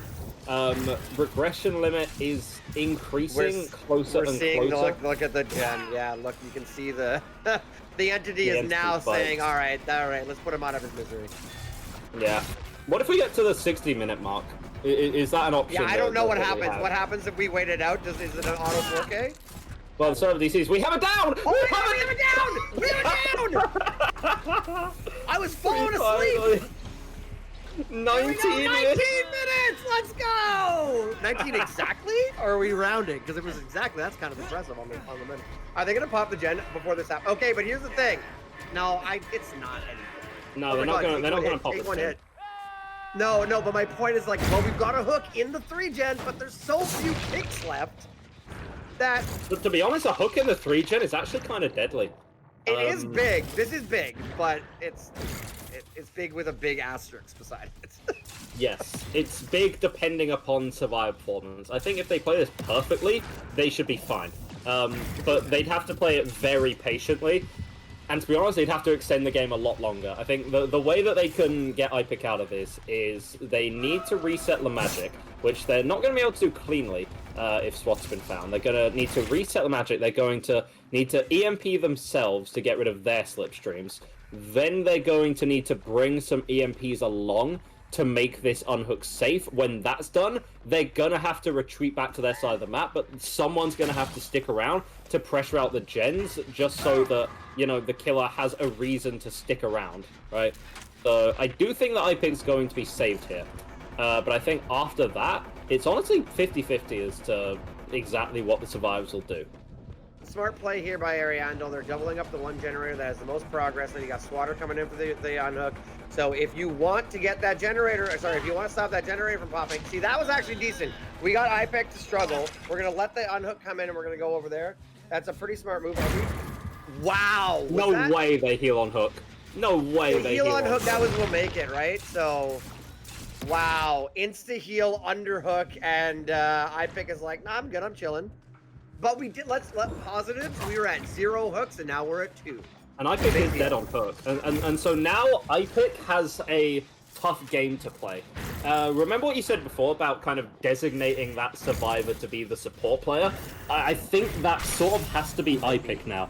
Yeah. I say that as Pikz is just like with sheer bravery and just unadulterated steel in his veins is continuing to work that gen despite being on death hook. Ward's going to be coming back with the TP here. listening to that gen, remember before when it was at like kind of the 70-80% mark? Now it's down to just about sub 50. This one as well, even if the regression's going to be just barely stopped by the magic, I think Ward's got like maybe one more kick on this. Yeah, 1 or 2 more kicks. Can I throw something out here? Regress.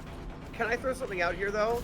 Like, I think that what has happened is the survivors have gotten bored. They were playing very methodically, and they're giving up a little bit more now. I'm not saying that they're throwing, but I feel like... I agree. This is a strat where like you can rage bait your opponent into losing.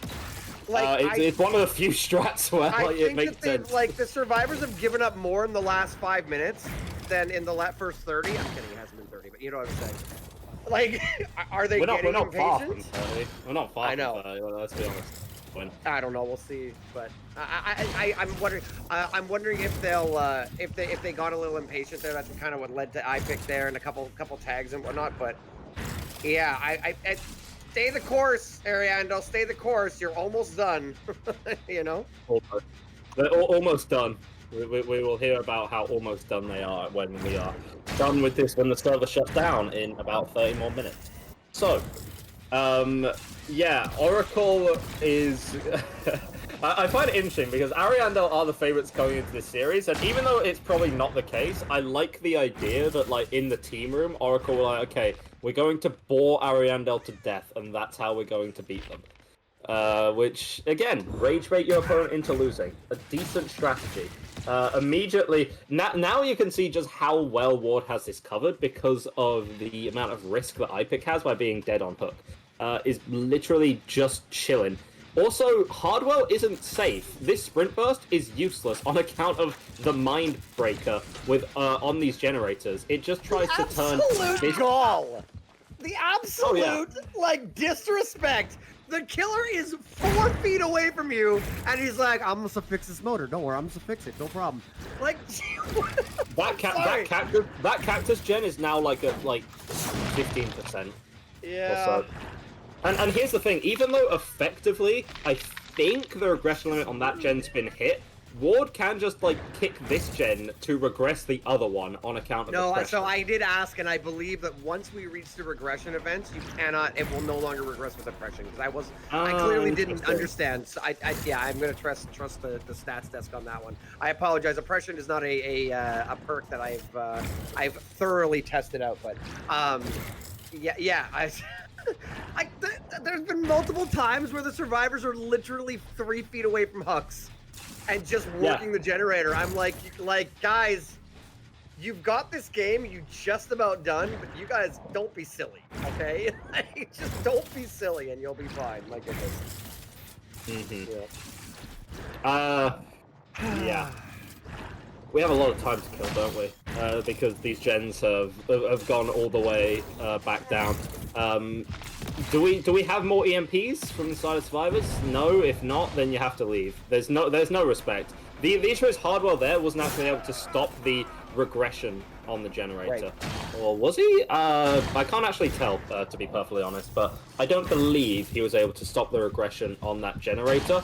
So, like, tapping it isn't going to do anything in a situation like that. Ward's going to continue to... Also, notice that, like, even though this is a 3-gen, the Spire's only really working 2. Would it be... I have a question. Would it be a throw to try and do Gallows gen? I'm going to assume the answer is yes. I think at this point, for sure. Like, I think the reason you're not doing Gallows is because Gallows is super deadly. You have, again, it's part of the net.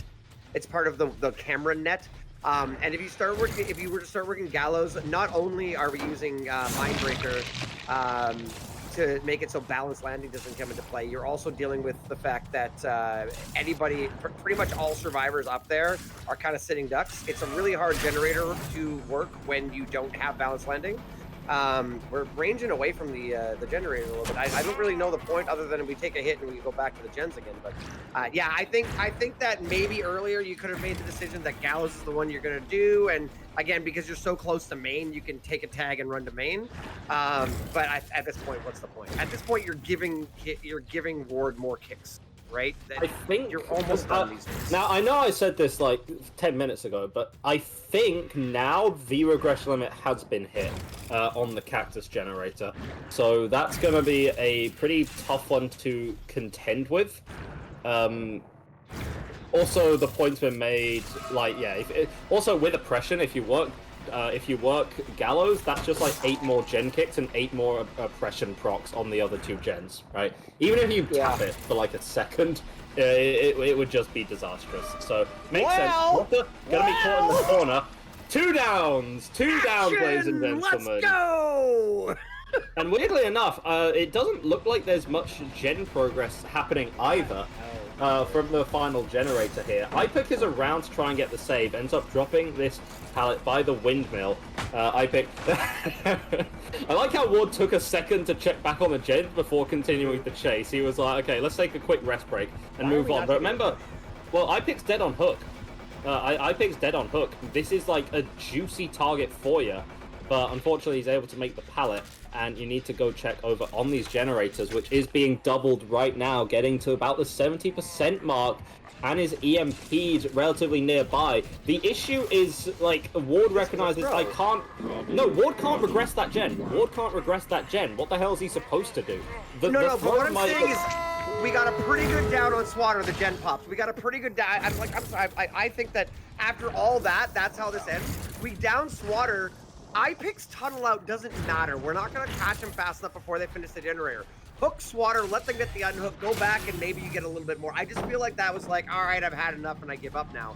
You know, like, do you know what I mean? Like, I don't feel like that was... We're gonna get a tag here. Is that gonna be enough? Nope, not. Nope. Yep. Okay. I'm saying instantly Hook Swatter. What were you worried that Ipik was gonna do? Like, yes, Ipik's nearby. I just don't understand what they were going for there. You know, that was 45 minutes of playing chess and then flipping the board at the end, saying, "Okay, I quit." Oh, possibly a question which we're going to have to pose our analysts. Let's focus on the brunt of what we're seeing, right? Ward's come in with an unorthodox strategy. Now, has it been completely successful? Not quite. Singularity has about a 50% 4K rate, so you are behind the curve. Also, to go into more detail, on average, you're looking at about 8 hook stages per game as well. We're going to be ending this, depending upon how many stages the Magic gets, possibly about the maybe 5 or 6 mark. Right now, it's on this 4th stage, but I think that a very clean 2-man save, 3-man save actually can come out. There's not really a lot that Ward can do to deny this if it's executed properly, and of course it's going to be executed properly. It's Ariandel. They are some of the best survivors in the game. There's a huge body block there, though. Okay, I don't know if you find that. La Magic was trying to get through and was body blocked by Ward, so La Magic might end up dying here. Yeah, I do believe so. Especially because, like, even if La Magic does have more hook stages, but this is going to be deep in the map. I don't quite know where the other exit gate is, but if it's anywhere close to, you know, that initial exit gate. Oh, there it is. It's actually by the saloon.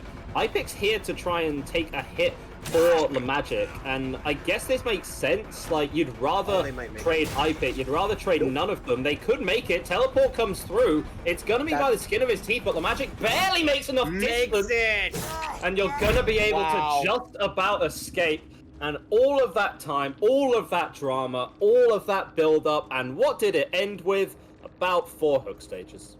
4 hooks, 3 fresh. Well, okay, wake up the analysts, guys. Let's go hear what they've got to say. We'll be back with the second round after they're done. Mathis, what do you think of that match? Where am I? Yeah, okay, Singularity, yes. Oracle and Ariandel. Okay. I don't think we need to explain what the strategy was there with Ward at all. That's pretty self-explanatory, and we also all want to spare you the damage and just move on. What the questions I want to ask is rather to Tobi first of all. Do you even think the 3-gen there was worth it? In the end, he was only able to get 4 stages. What if he aggroed all the time? I perceive Singularity as being a pretty strong chase killer. So what do you think? Is the 3-gen that necessary? I know he had that insane setup. That is practically textbook what you could get on Gallows with those two generators in the corner, right where we had them. But what if you just chased all game? I don't think this setup was necessary at all. Like, he went with his build for this exact setup, but in my world, a Chase Singularity can get way more stages than that. Usually we see like around 8 stages on Singularity matches.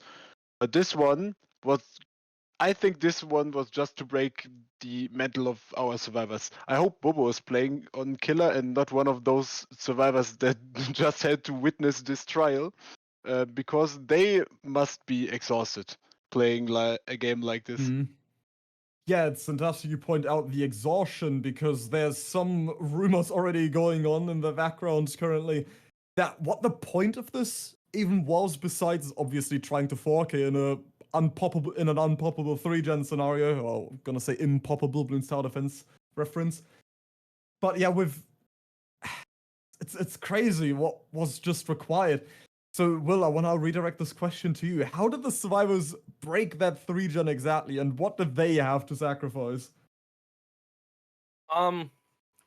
It comes down to what we talked about with the regression events before, or in the last set. Ward ran out of regression events and could no longer regress the generators. The oppression was one way to get around it for a little bit, and it did stall it out for, I believe I was told 30 minutes was the match time for that. Oh my god. Yeah. But once Ward could no longer kick generators, his only option was to go for downs, chase people away from the 3-gens. Because the survivors of Ariandel, they might have been exhausted from all of that, but they know, take the killer away from the generators. That is like fundamentals. So Ward needs to go for chases, can't control the generators as well anymore. Survivors taking the chase, run away, and then the rest of the team just hops on the generators. And that was kind of just an inevitability. Yeah, I really feel the objective also changed here, or really what the survivors had to do was just get past that 5% point where this generator stops regressing to force the killer to kick again. And once those 24 kick actions are exhausted, only then can you really move on. And then all of a sudden, yeah, you had to move over to just focus on chases and keeping them out of this 3-gen. One other aspect I want to address as well is I think that's something you pointed out already before. The meta aspect of it, that you might want to try to exhaust your competition in this trial, and that would be a lasting effect, because right now we had Ward, a singular player, obviously very important because he's the killer player, so arguably the most important for the team, but it's 1 against 4. That's 4 people you're exhausting, and Bubble was not on the survivor roster, so but then does that work out? Is that worth it?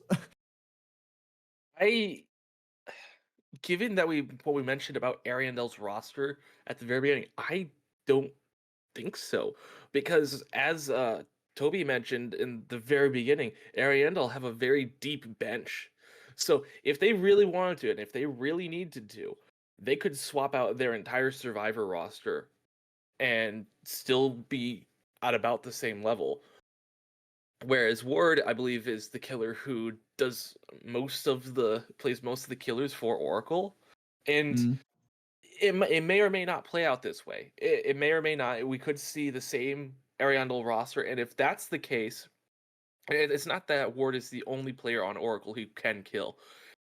So it could also play out as Oracle sends in a new killer player for the next sets, and Ariandel, maybe they don't have their entire bench with them to swap out. So we could see the mental fatigue of a 30-minute macro-heavy game playing out across the next several sets, because really Oracle, with this strategy, this is an early set. Oracle just needs to endure the next set or two, and then the mental fatigue is really going to set in. Yeah, you spoke of that deep bench. I might just have to come out of retirement just for this game and play for Ariandel if this keeps continuing. But yeah, we're going to see the revenge from Team Ariandel's killer in the upcoming trial. That is already any second. And without any further ado, I will hand it over straight to the casters. Take it away, guys. To our analyst desk, who got a big break out of that one. We're going to be seeing something a little bit more standard coming out here for Bubbo. Obviously, you still set up as advantageous as possible with your pods early on, but realistically, you're not as concerned about holding a 3-gen. You're playing kind of a more standard strategy. None of these perks are new or, unbelievable to be played. Ruin is something that I actually quite like on Singularity, just because you have a lot of ability to force survivors off gens from a distance. If you tag them with a slipstream, then they're probably going to be forced away. You can get that regression without the regression. Of course, the flip side of that is if the Ruin gets found and taken out, you have nothing to work with. That's when you can fall back on Eruption, however. So Bubbo definitely going with a more all-reliable kind of build. Floppy Butcher implies that you're also okay with playing a little bit hit and run.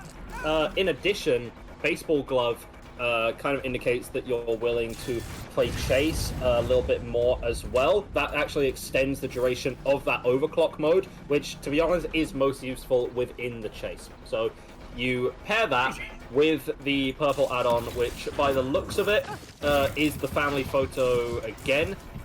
Just for some more general slowdown, the hindered for the slipstream survivors, and the deep wounds if they are injured. Already getting some value out of that onto V1.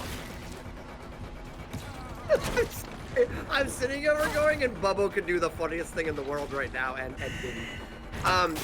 Bubbo got the exact same 3-gen and had Ruin in the 3-gen, and I'm sitting here going don't do it to us, Bubbo. But the survivors, thank God, found Ruin and destroyed it. Ruin was right over there with all those. Obviously, Bubbo is not playing the same strategy as Ward was here. Bubbo is doing some chase and actually going to get some downs. I think this will be one right here. I don't think we make that vault. Yeah, no. And so we're going to get the pull here. Very, very standard down here. No 17, 19-minute downs. But yeah, that could have been painful, Egdar. That could have been ridiculous because the generator. It was at the pallet, the wagon pallet at the bottom of Gallows is where Ruin was, and I was like, "Don't do it, Bubbo." Literally at 60 minutes, but yeah, no, it wound up being okay. So we get our first down on V1. Again, very reasonable. 2 minutes 9 seconds. How much was it? 2 minutes 9. Reasonable, rational. Yeah, I get that. It was good. Yeah. Oh, okay. Well, we have an interesting decision from the survivors here.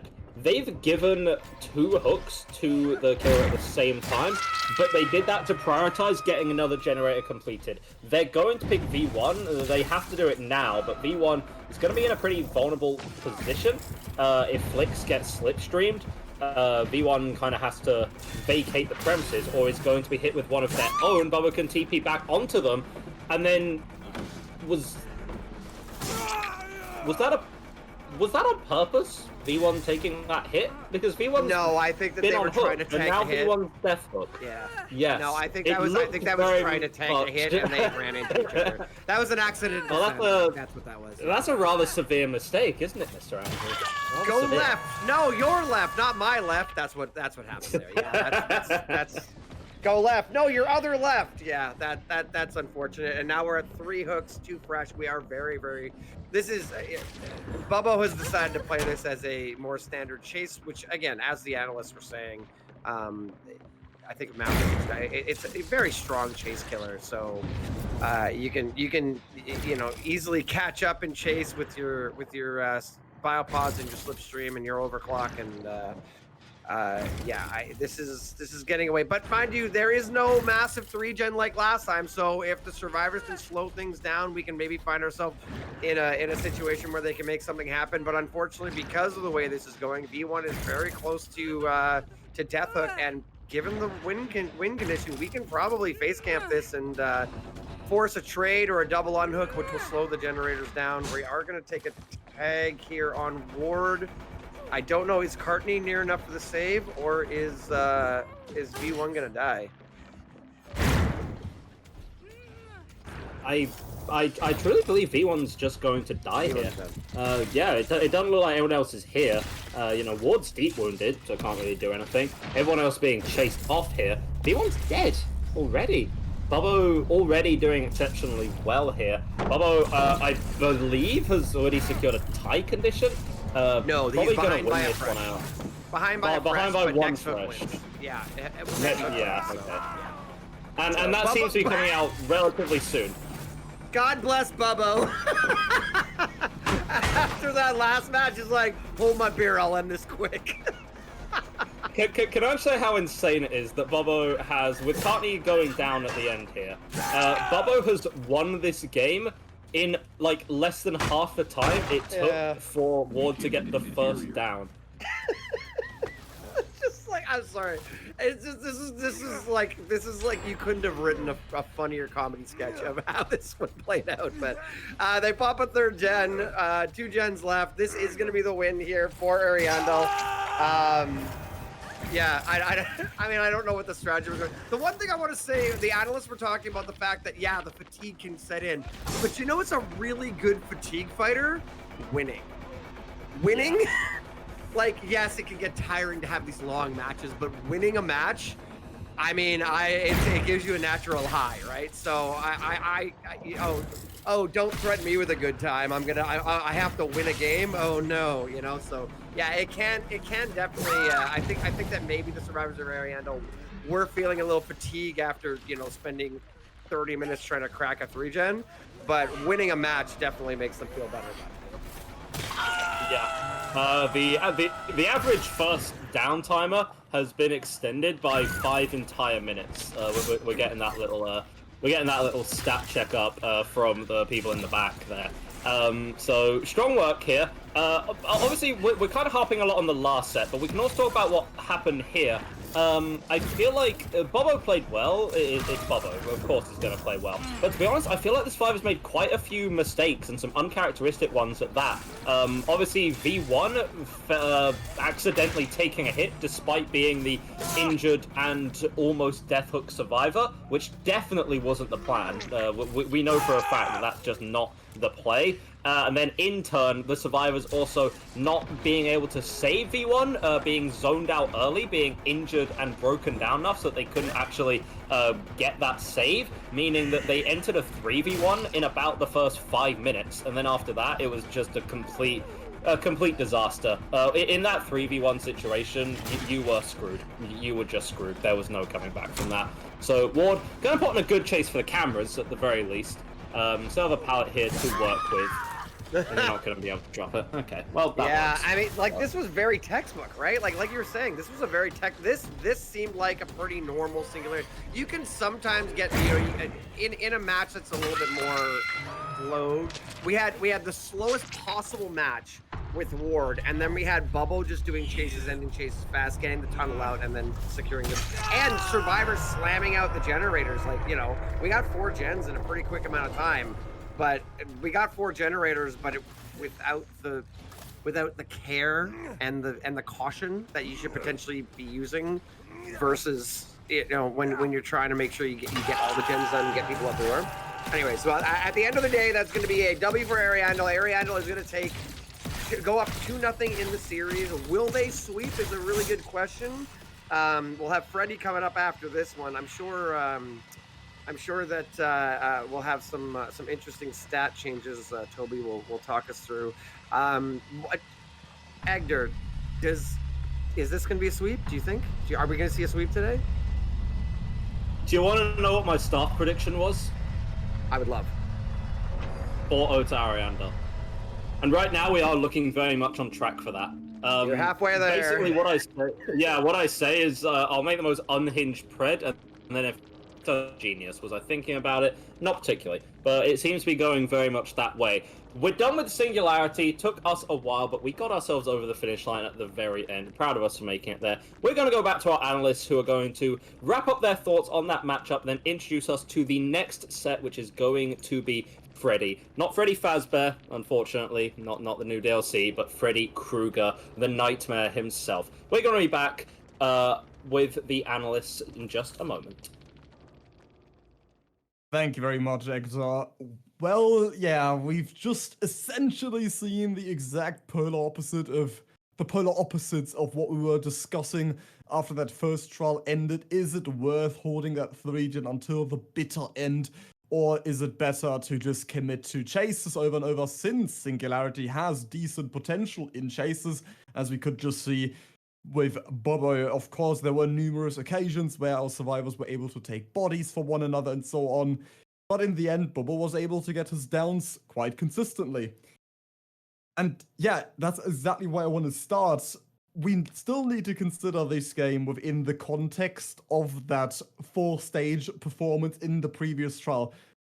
So, Tobi, do you think with the chases we've seen that Bobo right from the get-go, even though what Egdar pointed out, the Ruin was in that 3-gen, so I also started snickering the same moment he did. But do you think he intentionally left that Ruin go because he knew he only had to go for chases anyway to achieve the 4 stages? Yeah, I think so. He knew about his win condition, and we have to keep in mind that builds are preset, so Bobo did not get the chance to adjust his build according to the win con. So he planned on Ruin even before Ward's Singularity trial, and he knew exactly, I only need 5 stages here and then I win if I just play my normal Singularity game, and he never even considered going for that 3-gen strategy. We saw him nodding when he was putting up his camera web and looking at the Ruin in the 3-gen. He was nodding just to let us know that he knows. But yeah, we saw the prime example of how Singularity is supposed to work in competitive DBD. Not like 28 minutes game, pressuring survivors and hoping they fall asleep, but exactly like Bobo did it. Yeah, and with the nodding, that's also where I want to continue. Will, I want to hear your thoughts on mindset in general here. We saw Bobo goof off a couple times this trial. We saw him nod numerous times. And Oracle, on the other hand, I wonder if they even thought going into this trial they could still take this, because 4 stages that Ward was only able to get after that half-an-hour game. Do you think? What do you think? Well, for starters, I think Bubba was not on the Survivor team going against the chess Singularity, as I think Edgar put it. Yeah. So he was fresh off of a 30-minute break, and he was just like, "Yeah, I'm chilling. I got this." And also, like Tobi mentioned, the average is 8 stages. So going against 4 stages, I feel like Bubba was feeling pretty confident. You know, he's well rested. He's got a relatively easy win condition. And the survivors, maybe they just weren't, maybe they were expecting a better result from Ward's side. You know, we saw some mistakes there. Yeah, I don't have much more to add. Yeah, and that wraps up this set as well. We're already going to Ariandel's next pick, 2-0 up. Take it away, casters. Thank you. We are back. We got, I almost said Freddy Fazbear. We've got Freddy Krueger, the Nightmare, here on the good old standard Coal Tower, my favorite competitive map of all time. And we're ranging out. We're looking. We got Bubbo, fresh off that win, looking to put another nail in the coffin of Oracle here. Oracle's looking to win one. Oracle really needs a win if they want to make a serious bid for the playoffs tonight. We saw a few scratch marks there at main building, but we're just going to range out. Pretty standard build. We got another Call of Brine, which is pretty interesting, along with Eruption, and Sloppy Butcher suggests a bit of a hit and run, Egdar.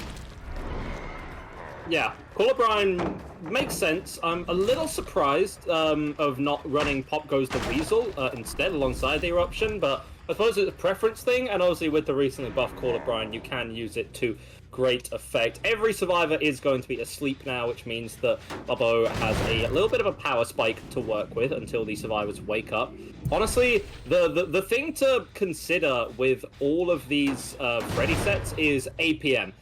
Not only are the survivors trying to do everything at once, they're trying to focus on staying awake, getting each other awake, calling out which pallet is a dream pallet, calling out the projections, and then, you know, also winning your chases. But so is the Freddy as well. Freddy is constantly going to be teleporting, constantly monitoring everything.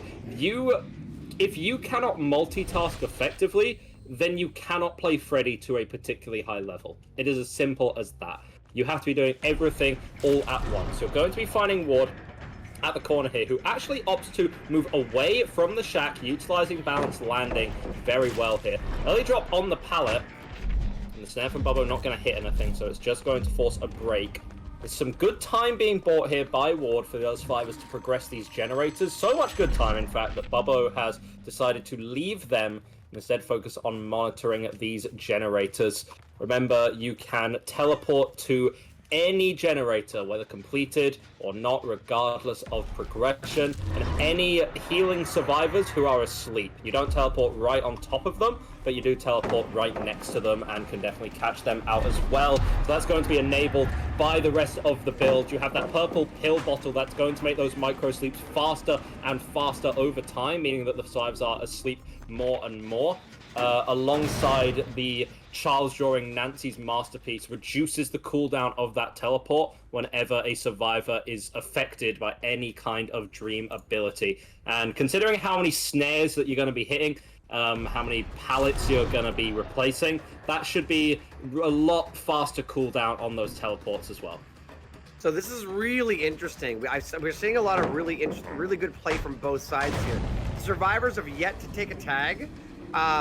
But also, we have lost a lot of really good pallets on the map, and you're going to start to see that come into play when these chases now don't have, like there's nowhere to go here, so we got to take a tag there. Also, very interesting thing about Call of Brine, you mentioned this last match, the Call of Brine over the pop goes, we're just going to run to comp corner here to die.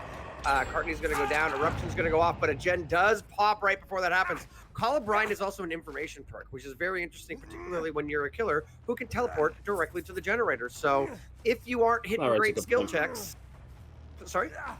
Yeah, no, that raises a good point. Yeah, so earlier I was talking about you running pop instead of Call of Brine, but yeah, when you teleport to a generator, having those notifications actually going to be very helpful for you. Yeah, it's not necessarily... I don't disagree. Pop is stronger regression for sure. Second gen pops, that's really good for the survivors here.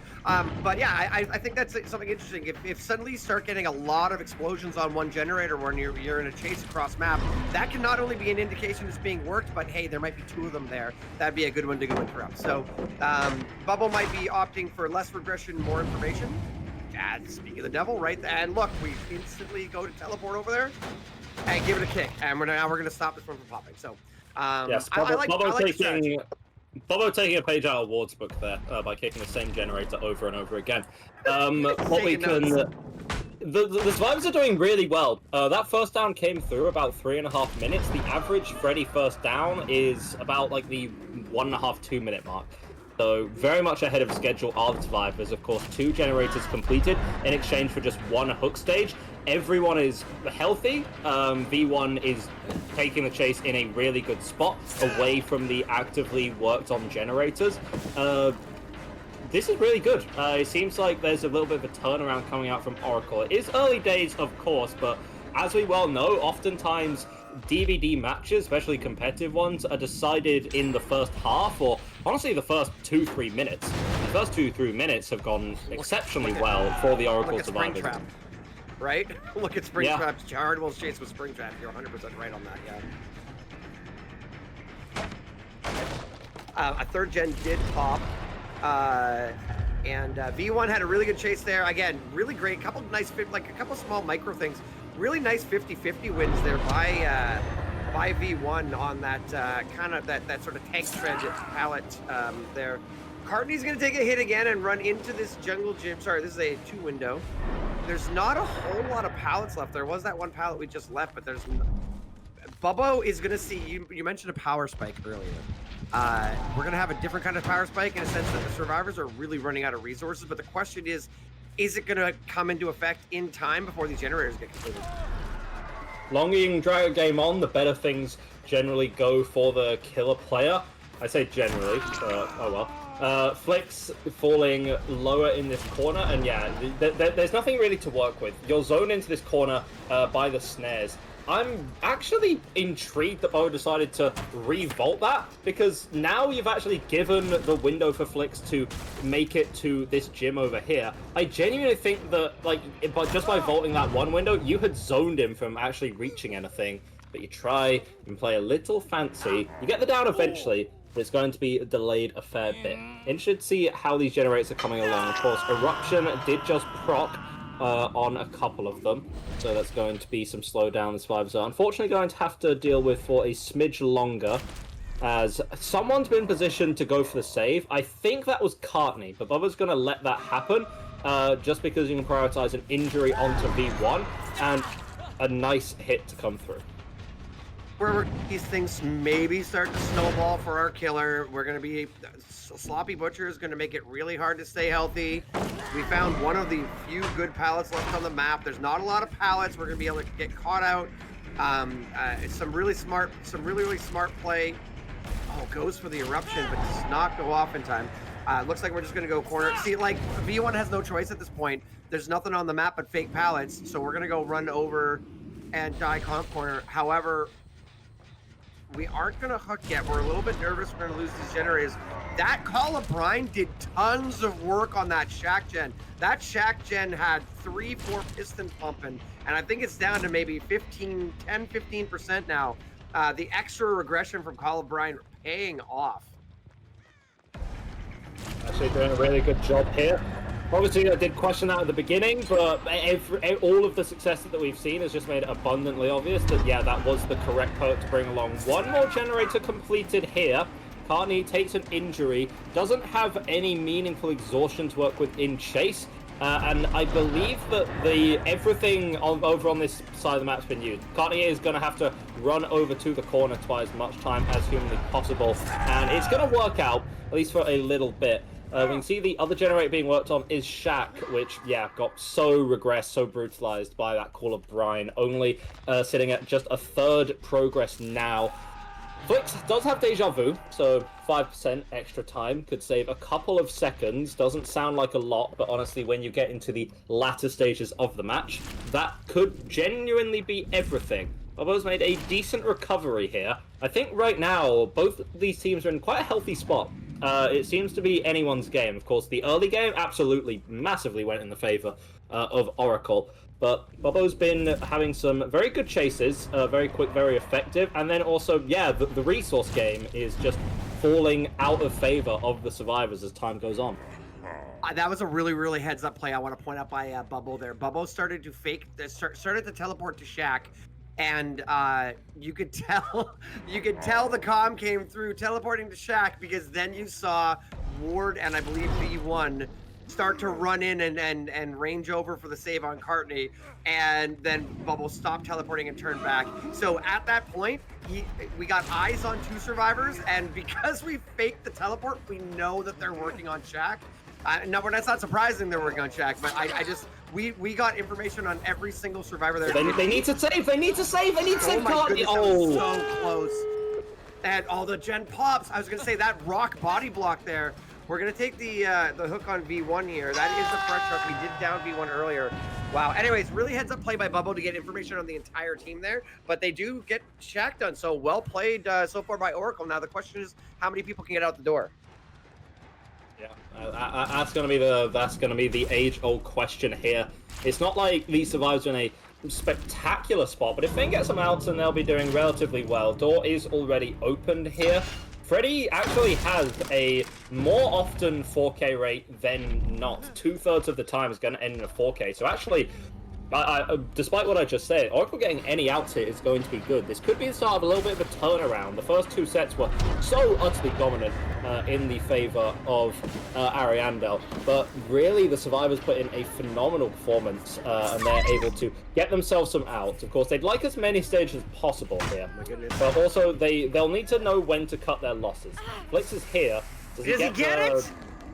No! So Ward is the fresh hook, by the way. While we were, I was like, well, what were we doing there? Ward is the fresh hook and goes down, and here we've got the squad coming in to take hits. The cavalry is here.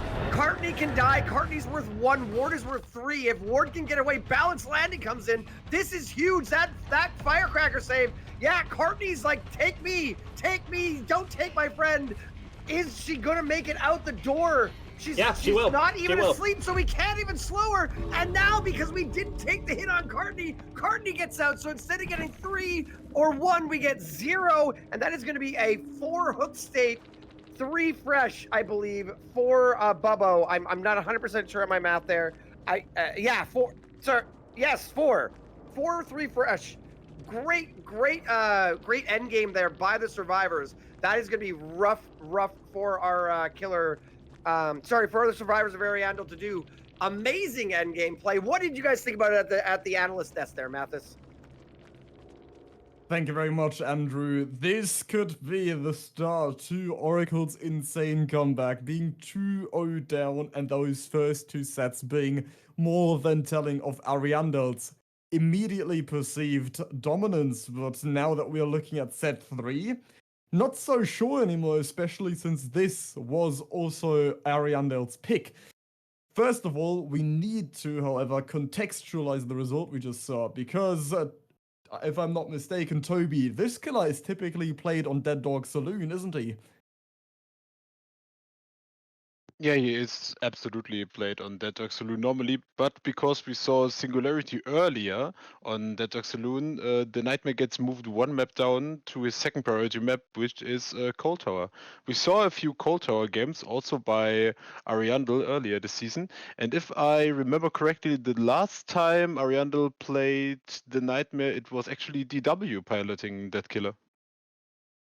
Ooh, okay, so that must have been later, because, I remember, that was somewhere in the last 2 weeks as well, if I'm not mistaken.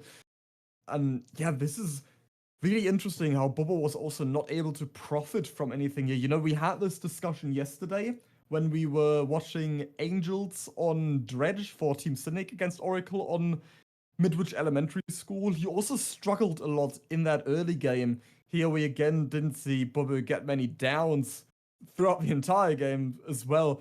Yesterday it was a 4K on 3, and we thought it was because of the resources that were exhausted so quickly. So, Will, do you think that with chases, if you get rid of a lot of resources, is that telling for a good killer performance, as in you're going to profit from that later, but it just didn't work out here? Or do you think that it's still just so much better, even if every resource stays up and you have it for late game, that you should just try to get downs as quickly as possible? I'm gonna be this is a bit of a cop out, but it depends, because as we saw in the last match, Oracle was using all of their resource right from the get-go, but they still had enough resources at the very end in that firecracker to get 4 outs. Yeah.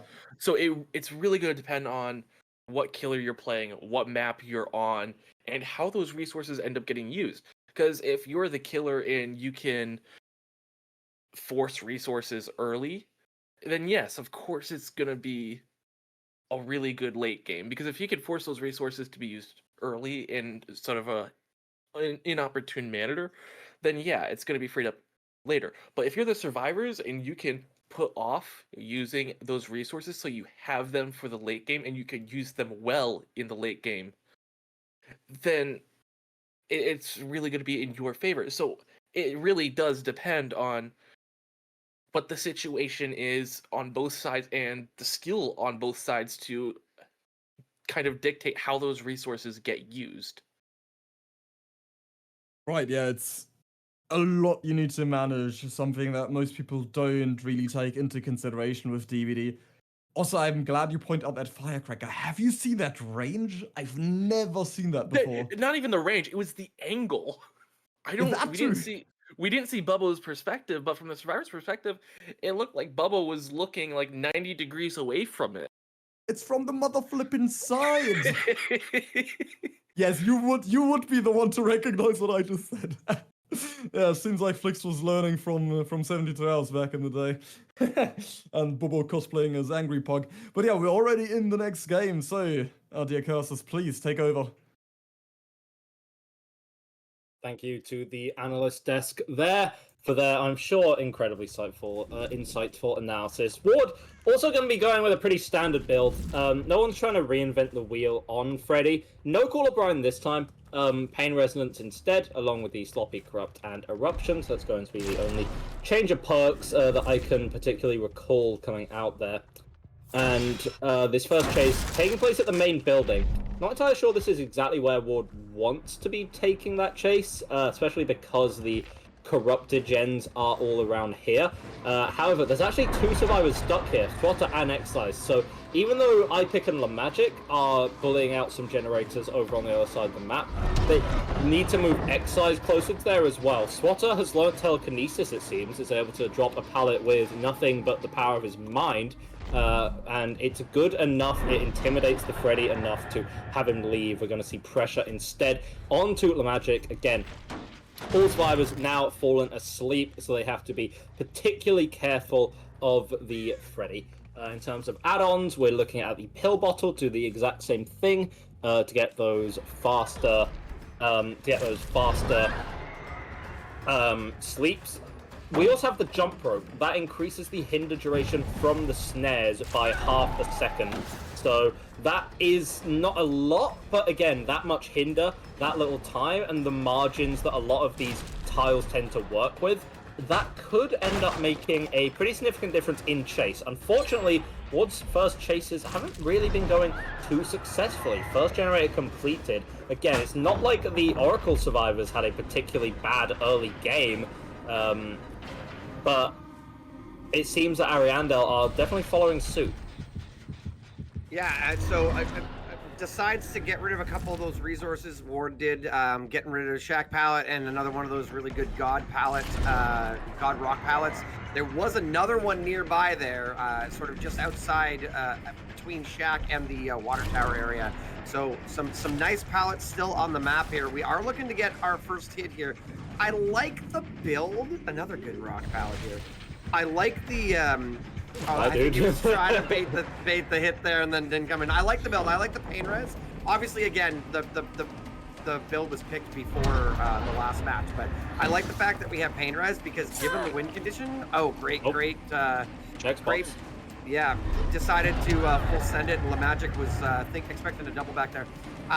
Pain res lets you split around hooks, which actually could work out in your favor given the win condition. So great check spots there. Again, more telekinesis. But I think, I think that was a little bit of a lead when you shouldn't leave, and fake the pallet break, and LaMagic is going to go down with at 4 gens. There's a couple gens that have a lot of progress, but they're not going to pop before the hook here. But unfortunately, did you see that? We have white hooks all up the other end of the map. We do not get a pain res. That's a tough one, especially if you're not bringing an agitation or something. It's never something that you really think about until it actually affects you, right? And that is a time where you are affected. Swatter going to end up in chase with the Freddy, going to take the time to kick the generator, apply that eruption proc before Freddy decides to retreat for the time being. One more generator popped here from the Ariandel survivors. I think this is going to be quite slim. The early game has been good for both of these teams.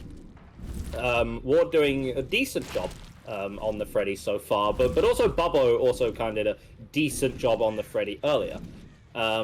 Ward just currently kind of patrolling this central portion of the map. There's a lot of relatively progressed generators here, and also knowing that anyone who's going to try and save LaMagic is going to have to cross this choke point to do so. And you definitely want to intercept that. Minimum, you want LaMagic to be second stage here. After that, you're probably going to go for time. You might have to change your schedule, though. I do not think you were expecting that 4th generator to pop. When we were getting the hook on LaMagic and didn't get that pain res, it wasn't entirely clear because there were 3 generators. All 3 survivors were on generators, and the generator progress was going up pretty steadily. I was pretty sure they were on 3 separates, but it wasn't 100% clear. But yeah, it's pretty clear now. There were 3 generators at about 60-ish% when that first came in, when that first hook came in, and all of them have popped now. So we are down to 1 gen left. Lamagic did go to struggle, I believe. So good swing through there on Pikz. So we're not too far away from the win condition, but there's not a whole lot of time left on the map either. So we're gonna have to make choices between spreading damage and maybe chasing them off of hooks here and figuring out exactly what we can do. Couple injuries. Lamagic getting out of the game now would be pretty huge, but it looks like Excise is here to tank a hit. There it is. I would almost go for Excise. Yeah, I was gonna say, like, I think the tunnel at this point is almost worth less. I mean, like, 3 fresh, 4 hooks. That's the tie condition. Right now, we just have 1 fresh onto Lamagic, and the survivors. Imagine this. This is a survivor where you only 4K 1/3 of the time. If somehow, by a miracle, Ariandel survivors are able to not only escape and beat those odds, but also somehow give less than 4 hooks 3 fresh and get a win here, that'd be absurd. If not, minimum, I think we could be looking at a tie condition. Everyone is injured. Our margins are so slim. Swatter doing a phenomenal job in chase, but ultimately, no one's really here to take a hit. No one's here to help you. And Ward actually fakes the teleport there just to try and get some passive gen regression out. Swatter is doing amazingly, is winning all of these. Last generator popped here. Desperation swing from Ward doesn't get anything. Can they get out? I genuinely think if Excise, Lamagic, and Pikz all escape as Ward misses another swing, that's going to be somehow a win for Ariandel. Please get a swing. No, okay, so this isn't over. This isn't over. So Pikz went to struggle. If Swatter, they need to save Swatter. They have to save Swatter. Went to struggle. Okay. Went to struggle. This is the 2nd hook, but this is going to be our 3rd hook state. Are we pushing for basement? Oh my goodness! If we drop this, please make it. It's so close. He's not gonna make. Oh my goodness! Okay, they cannot let Swatter go die. They can bear another. I'm sorry, my voice cracked so bad there. Okay, they're at 3 hooks 2 fresh. The win condition is 4 hooks 3 fresh. So they need to get Swatter out of basement because that will be 5 hooks and enough for the win. Lamagic can be sacrificed. Anybody else takes a hook state, and it's a tie or a win for Ward. So the goal here is going to be getting Swatter out of basement, and if somebody dies, it's Lamagic. If anybody else goes down, Ward is going to win this. This is very, very tight. It is so difficult to actualize this, because this is what we're thinking. I genuinely think it's sometimes at this point where survivors don't even know their own win cons. It can be insane. Yeah. So the gate's open, and yeah, you have to get a perfect save. So the injury onto Lamagic, and Excise is just going to body block. This really suggests that, yeah, that this leans into the sacrifice Lamagic playbook here. Is that Pikz who's here to try and take a hit? Lamagic ends up going down. Swatter, have you made enough distance? The gate's so close! That's a phenomenal spot for the gate. Swatter's going to be able to get out of here. Pikz is healthy. That's it. Nope, Lamagic, they did exactly what they had to do. Lamagic dies. That is going to be 4 hooks 2 fresh. They're going to lose by 1 fresh hook. No. Wow. Oh my, what, dude, no. I'm sorry. That was so close. I don't think, you're right. The survivors team, the killer might not realize what they need. I mean, I think the killer probably knows a little bit better, but like, oh my goodness. I don't think I swipe at Lamagic there. No, but it doesn't matter. It doesn't matter. Sorry. Look, all I'm saying, right? If I'm on, look, I can't talk to what they're thinking. If I'm on Oracle right now, and I am, like, Oracle's killer, I am tilted as hell after that one. Because there is no way that you lose with, like, a 5-hook win con. There is no way. There clearly was a way, there was a will, and now it's going to be match point. Speaking of will, we're going to hand off over to him and the entire analyst desk, who can make some kind of heads or tails of what we just saw, because Jesus Christ, over to you, gentlemen. I'm not Will, but I'll gladly be accepting the turn to be taken up. Yeah, wow. That endgame. I mean, we had that incredible chase by Swatter. He was making Hunter proud. If you're from the Russian community, you certainly know the streamer that I'm talking about, playing his bull there. Also need to talk about the terrible luck that Ward had that game. And then also bring it to the comparison between Painres and Call of Brine here. Will, what do you think? With Painres, he didn't get a single Painres hook. That was unfortunate placement. You talk about bad RNG. Gets it down over by Shaq. All of the Scourge hooks are by main. That's just straight up unfortunate. In terms of Painres versus Call of Brine, I think there is a decent argument to be had there in terms of like meta prevalence. I don't recall. I'm gonna check what the perks build that they brought. It would have synergized with the rest of the build very nicely, given that you did have the eruption to have the Call of Brine. Given this specific instance, you would have had more value, but you can't know that coming in. You can't know coming in that you're gonna have horrible Scourge hook spawns. And the situations where you would have been going for those Scourge hooks, it would have been really nice to have, because you get the first down onto the Magic, and you can't get a Scourge hook, but it would have been really nice as you have 3 pretty progressive generators, and one of them popped immediately after the hook. Yeah, I don't have too much more to add on that subject, other than that was an amazing chase from Swatter. Oh yeah, I'm still thinking about that. Yeah, it's really atrocious what Ward had to deal with in that game with the pain resonance, and the Call of Brine would have done him much more, especially when he teleported to those generators around main building. Could have gotten so much value from Call of Brine, but didn't have it available, unfortunately. Yeah, Tobi, do you agree with that discussion about Call of Brine and Eruption?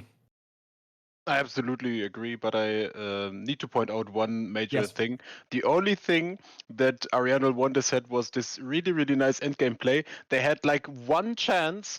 Everything needed to like run in a specific scenario where the Magic had to die and sacrifice himself, and nobody else could have gotten down, and they executed it flawlessly in this narrow basement in the coal tower, which is even more narrow than other maps because there are boxes in the middle where you can get stuck on. And Ariandel had one chance, and they absolutely perfectly executed it.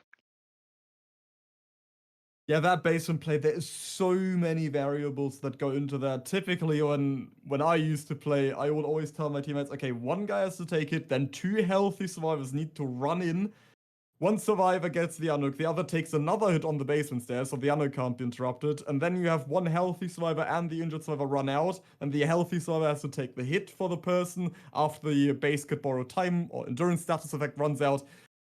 But what they did was even smarter, actually, and just play off that 3rd win condition being the first hook, because Bobo in the previous game had 3 individual, but this game we were only at 2. So the fact that Magic sacrificed himself would have been the tie also if we didn't have that 3rd variable. But this tie, which would have also been good, because then, yeah, a 3-0 would also be a win even for Ariandel going into the next set. But this way, they even won. And that wraps up our set, and we're already going to the next killer. My absolute favorite, Shape. Please take it away, gentlemen.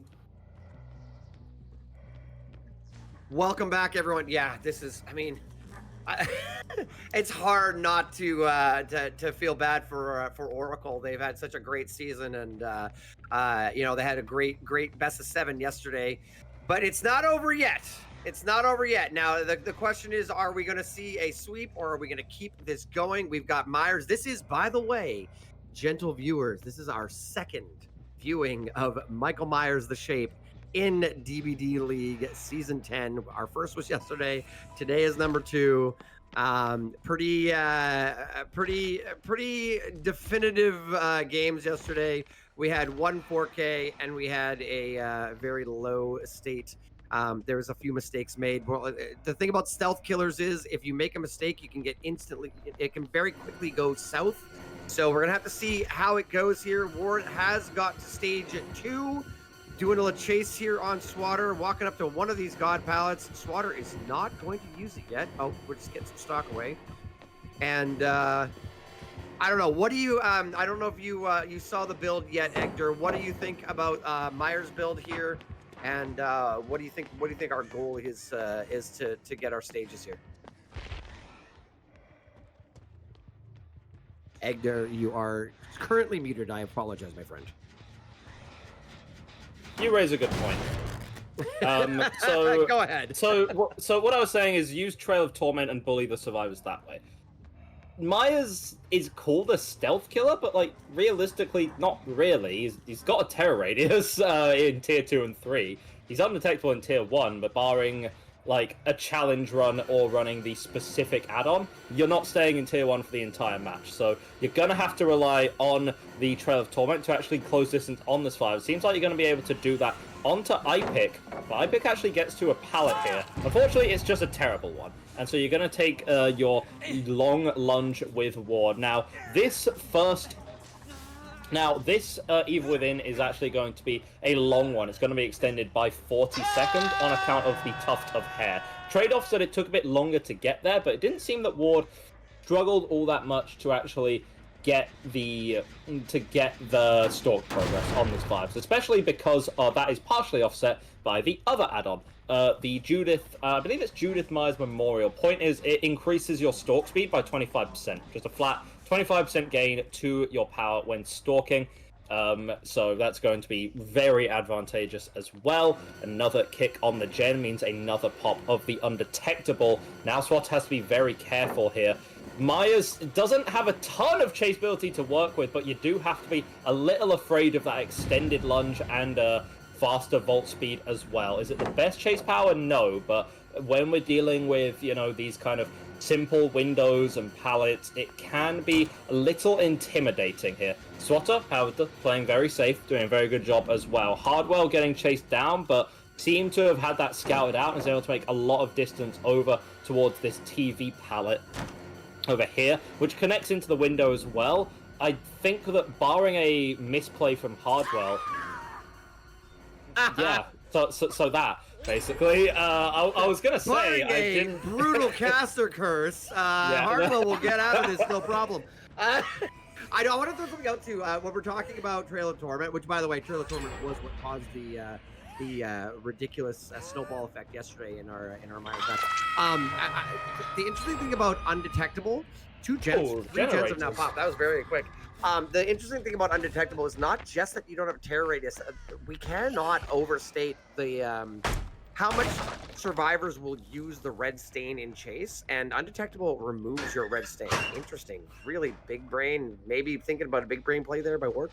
The main idea, but like honestly, yeah, it kind of works. To be honest, I don't think that's the main reason you run Trail of Torment. No, especially when like.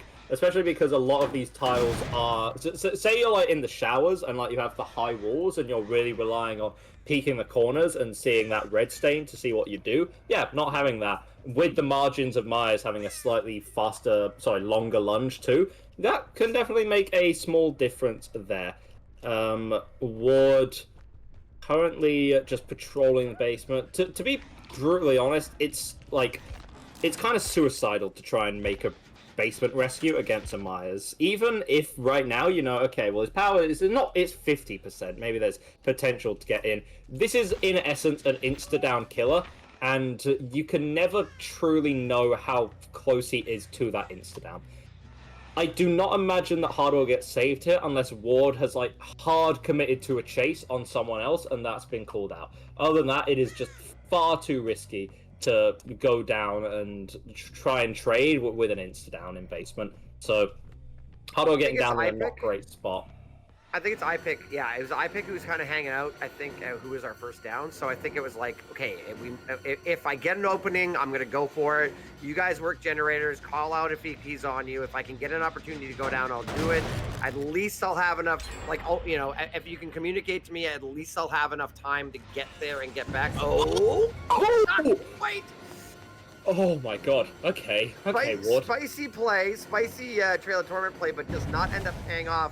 Hardwell is going to get unhooked, but can we get there in time? I think it's so scared, bro. Playing chicken right now.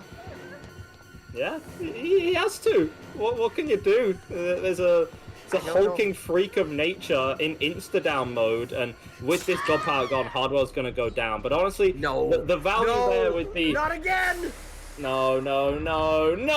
Oh, we looked up. Yeah, a little bit late. That was so scary. Yeah, goodness me. And interesting that iPick is actually coming over here.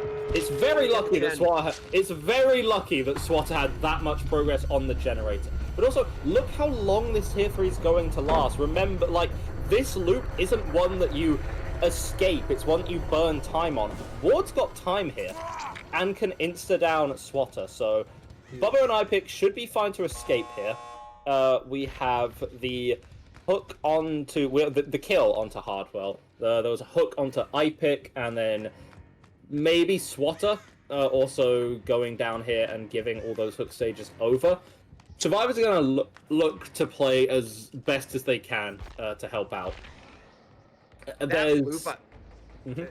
Sorry, I want to go back to that loop that Swatter was at. That loop first of all, if you're on decent ping, you can play this palette. If you play this palette perfectly, you cannot get hit even with the extended lunge. But very occasionally, that loop gets disgusting buff, and it did this time. That window there was gross.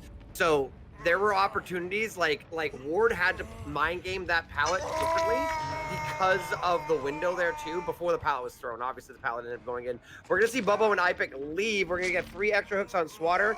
Respectable Myers at the 7 hooks, 3 we just don't have a big pool to see how good Myers is, right? The only time that we see Myers is during Halloween for like the gimmick set, you know.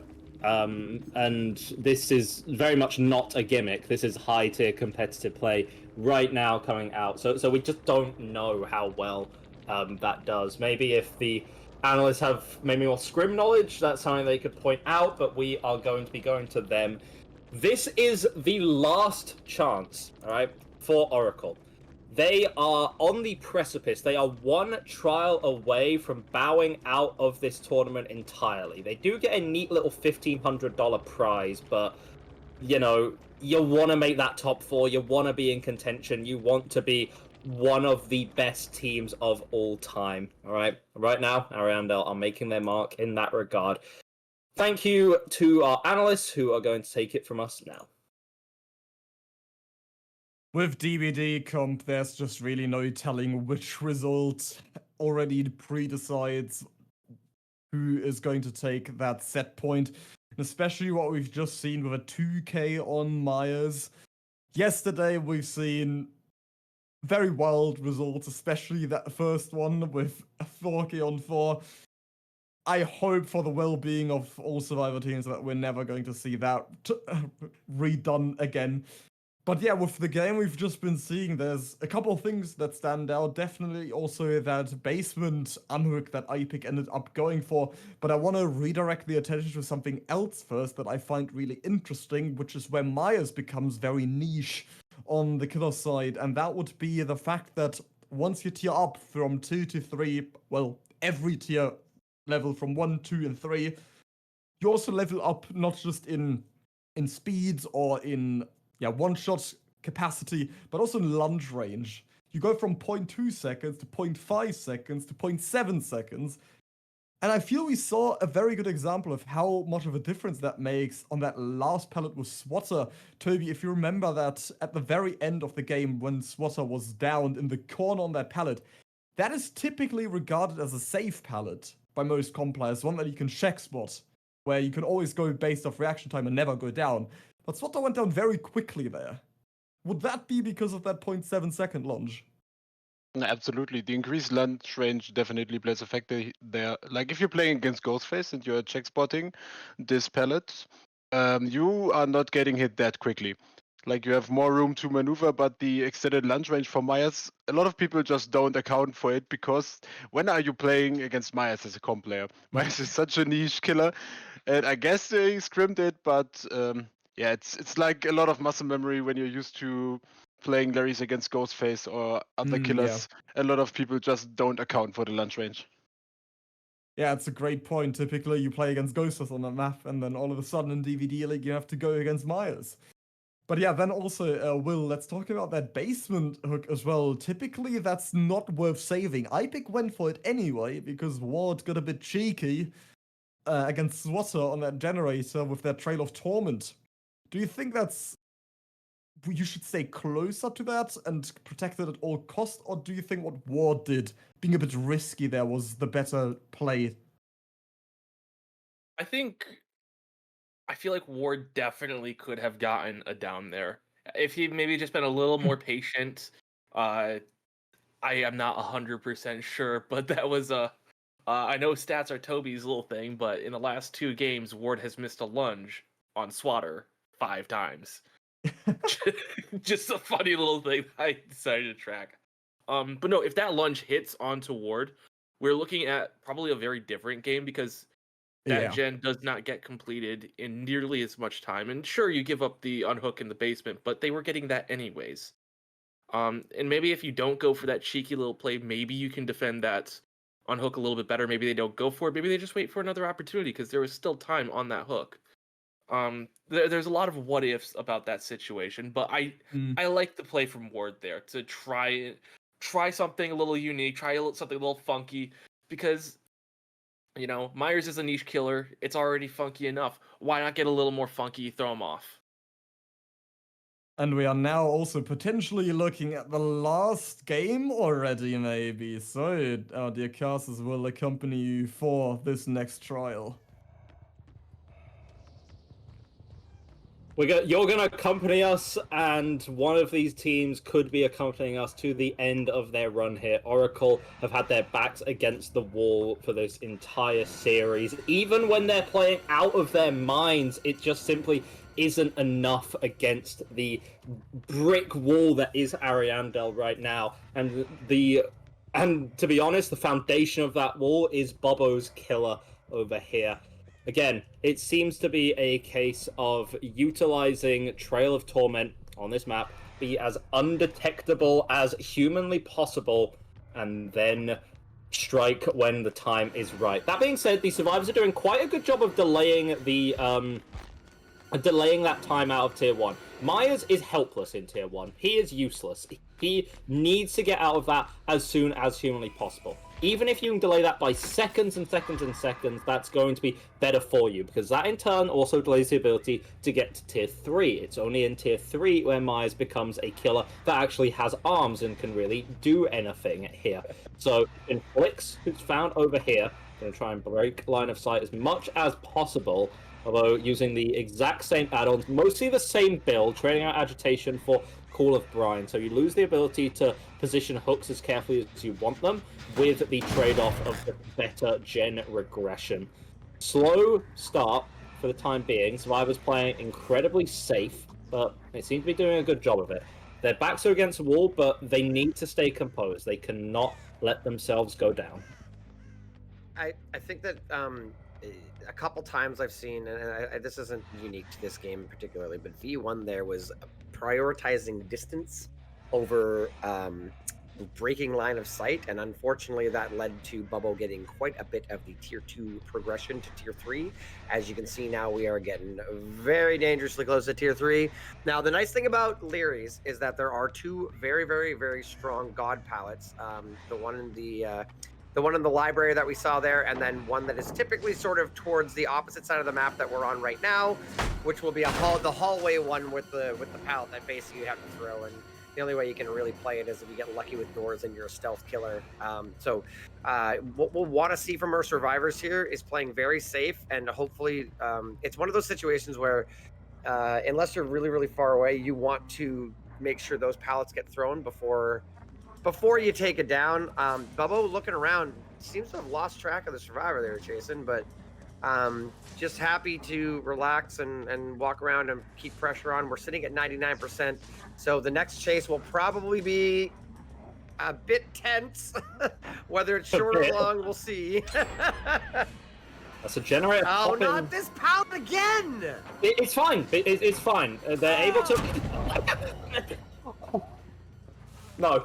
I'm sorry. No. Why? Hey, I don't. You hate survivors today, don't you? Wow, it's fine. The vault back. Am I genuinely? I don't know if I'm. responsible? Look. Whatever.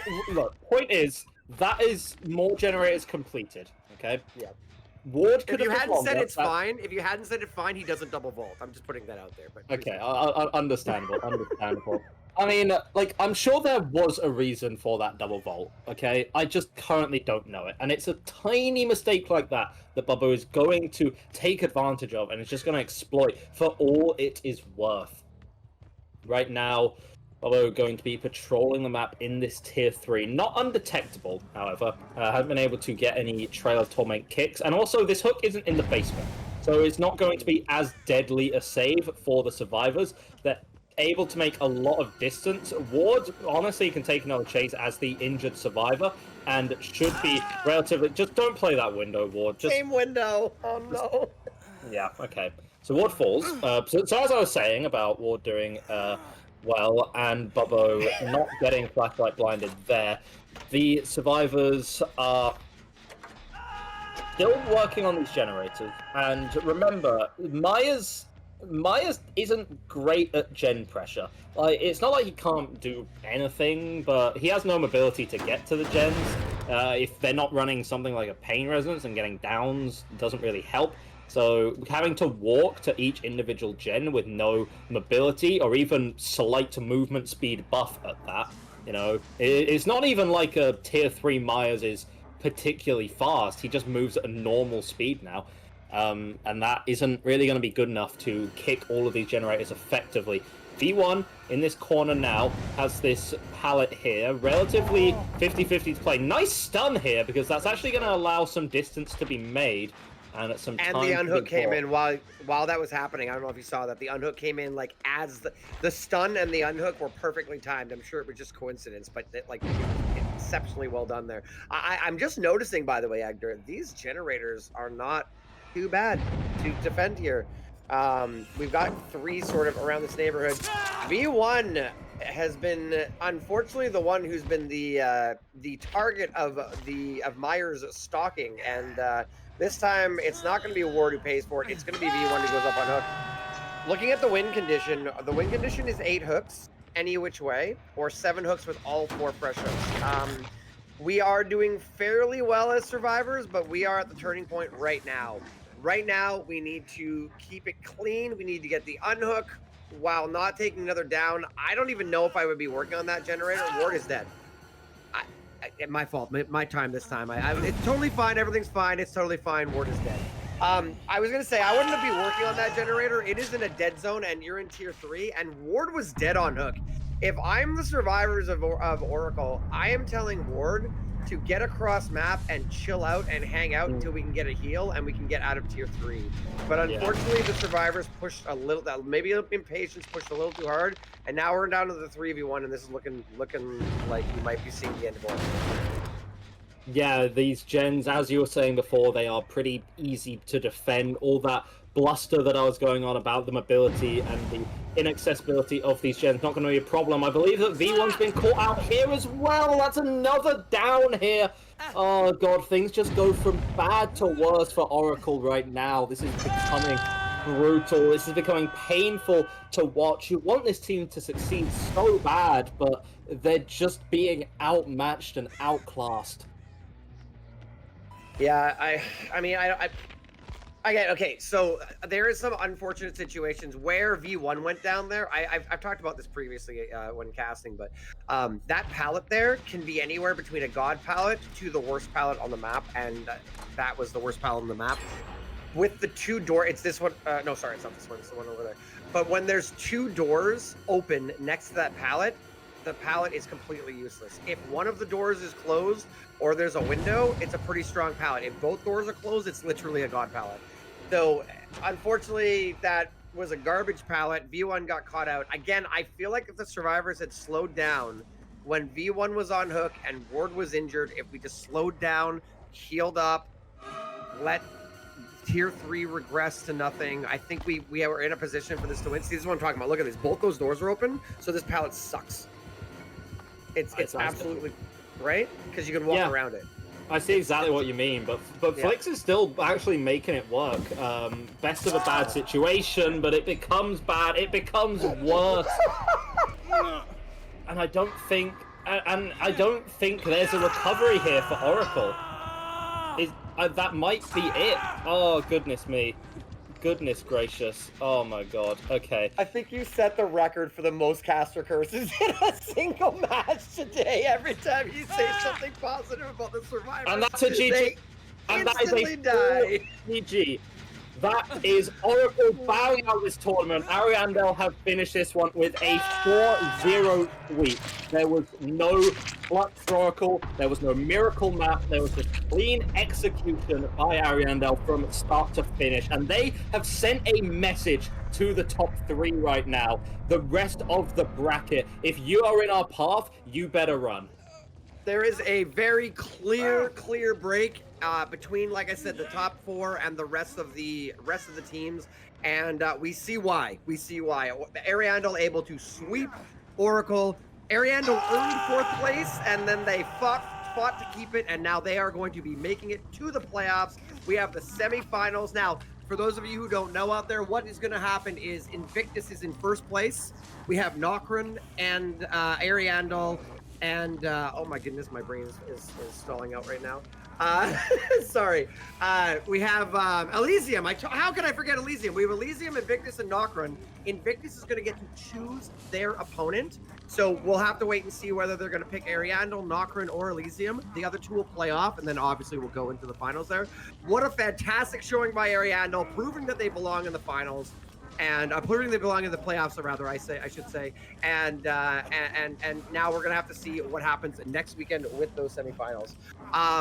Egdar, this was a pleasure casting with you. We're gonna let the discussion desk, the analyst desk, close us out for the stream. But if you have any closing words, I'll pass it over to you. They came in with heart, Oracle, there is no doubt, but unfortunately heart isn't enough to win your games. Ariandel, they were disciplined, their survivor side was solid the whole time, and you can't talk about Ariandel without talking about Bubbo. Every single match just a clinic there. It's kind of insane. There was clean execution, it was ran very machine-like, and Oracle weren't able to make those close sets close enough. So that has been me and Andrew casting this match for you today. We begin our playoffs proper next weekend. It's going to be amazing, and we have some announcements because we have confirmation of the matches that are going to be coming in. I'm going to hand it off to our analyst desk for some final thoughts on the match and the official announcement of our playoff matches. Take it away, fellas. Wow, that already concludes it for today. The stream time was essentially cut in half, which is why I'm going to monologue on for another 2 hours now, so we get more watch time. No, I'm just kidding. But yeah, that was quite the dominant showing, 4-0 in total. I do want to give some attention to that previous game, or to this last game we've just seen. We once again had a slight difference in perks, at least. Bobo seems to have developed a new favorite perk, that being Call of Brine, since he's the first one to actually bring it very consistently today, it seems. So, yeah, Tobi, I want to ask you first, do you think that Call of Brine Eruption, that combination, was much more powerful than the agitation that Ward brought in the previous game? I do absolutely think so. With the buffs to Call of Brine in the latest patch, it's definitely become a more attractive perk for killers to run. And we've seen the impact Call of Brine had in a lot of those games for the Ariandel killer side. Remember the match on Cold Tower where Bobo kicked the Shack generator and it basically regressed from like 80% back to 5. Yeah. Just with Call of Brine. It's been a pretty good perk after the buffs. Yeah, absolutely. Will, do you have anything else to add to this last shape set that we've just witnessed? Not really, but I do want to add on to what Tobi was saying. I was reading the patch notes for this at work when they were released. I saw the Call of Brine buff. I'm like, oh god, we're gonna have a gen kick meta again.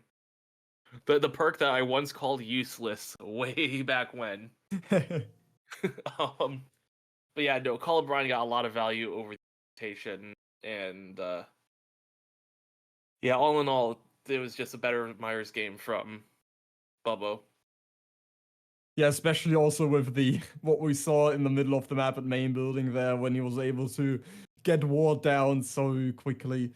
But yeah, you were talking about Call of Brine, how it used to be a meme. It's sort of this up and down constantly as perks are adjusted, and the same also applies to Eruption, because I can remember how nobody took that perk seriously until all of a sudden it made survivors incapacitated that were working on the generator, and then it became the perk to use every single time.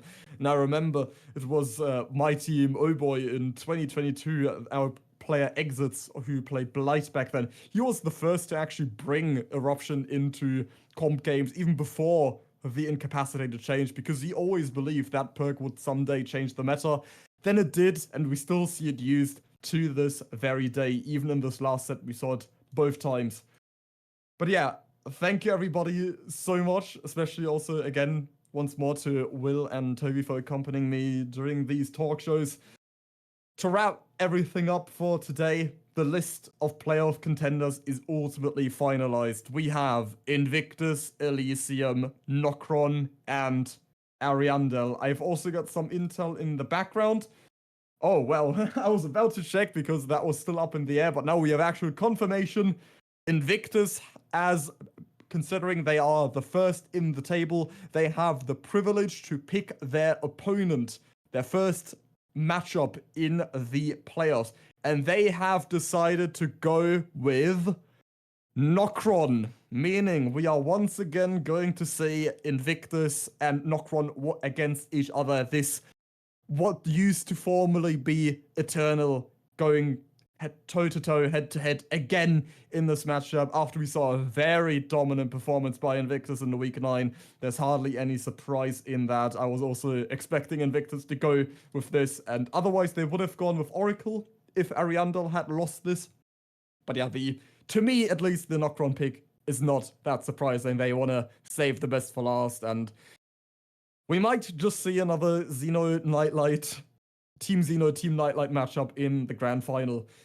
But yeah, everything being said, congratulations for overcoming this last challenge, Ariandel, on the path to glory for a spot in the playoffs. Neither 6 nor 5 were able to cause an upset, and Ariandel remain rock steady as 4th in the table. Only the playoffs are ahead of us now. The show must go on, and we must keep pushing forward next week.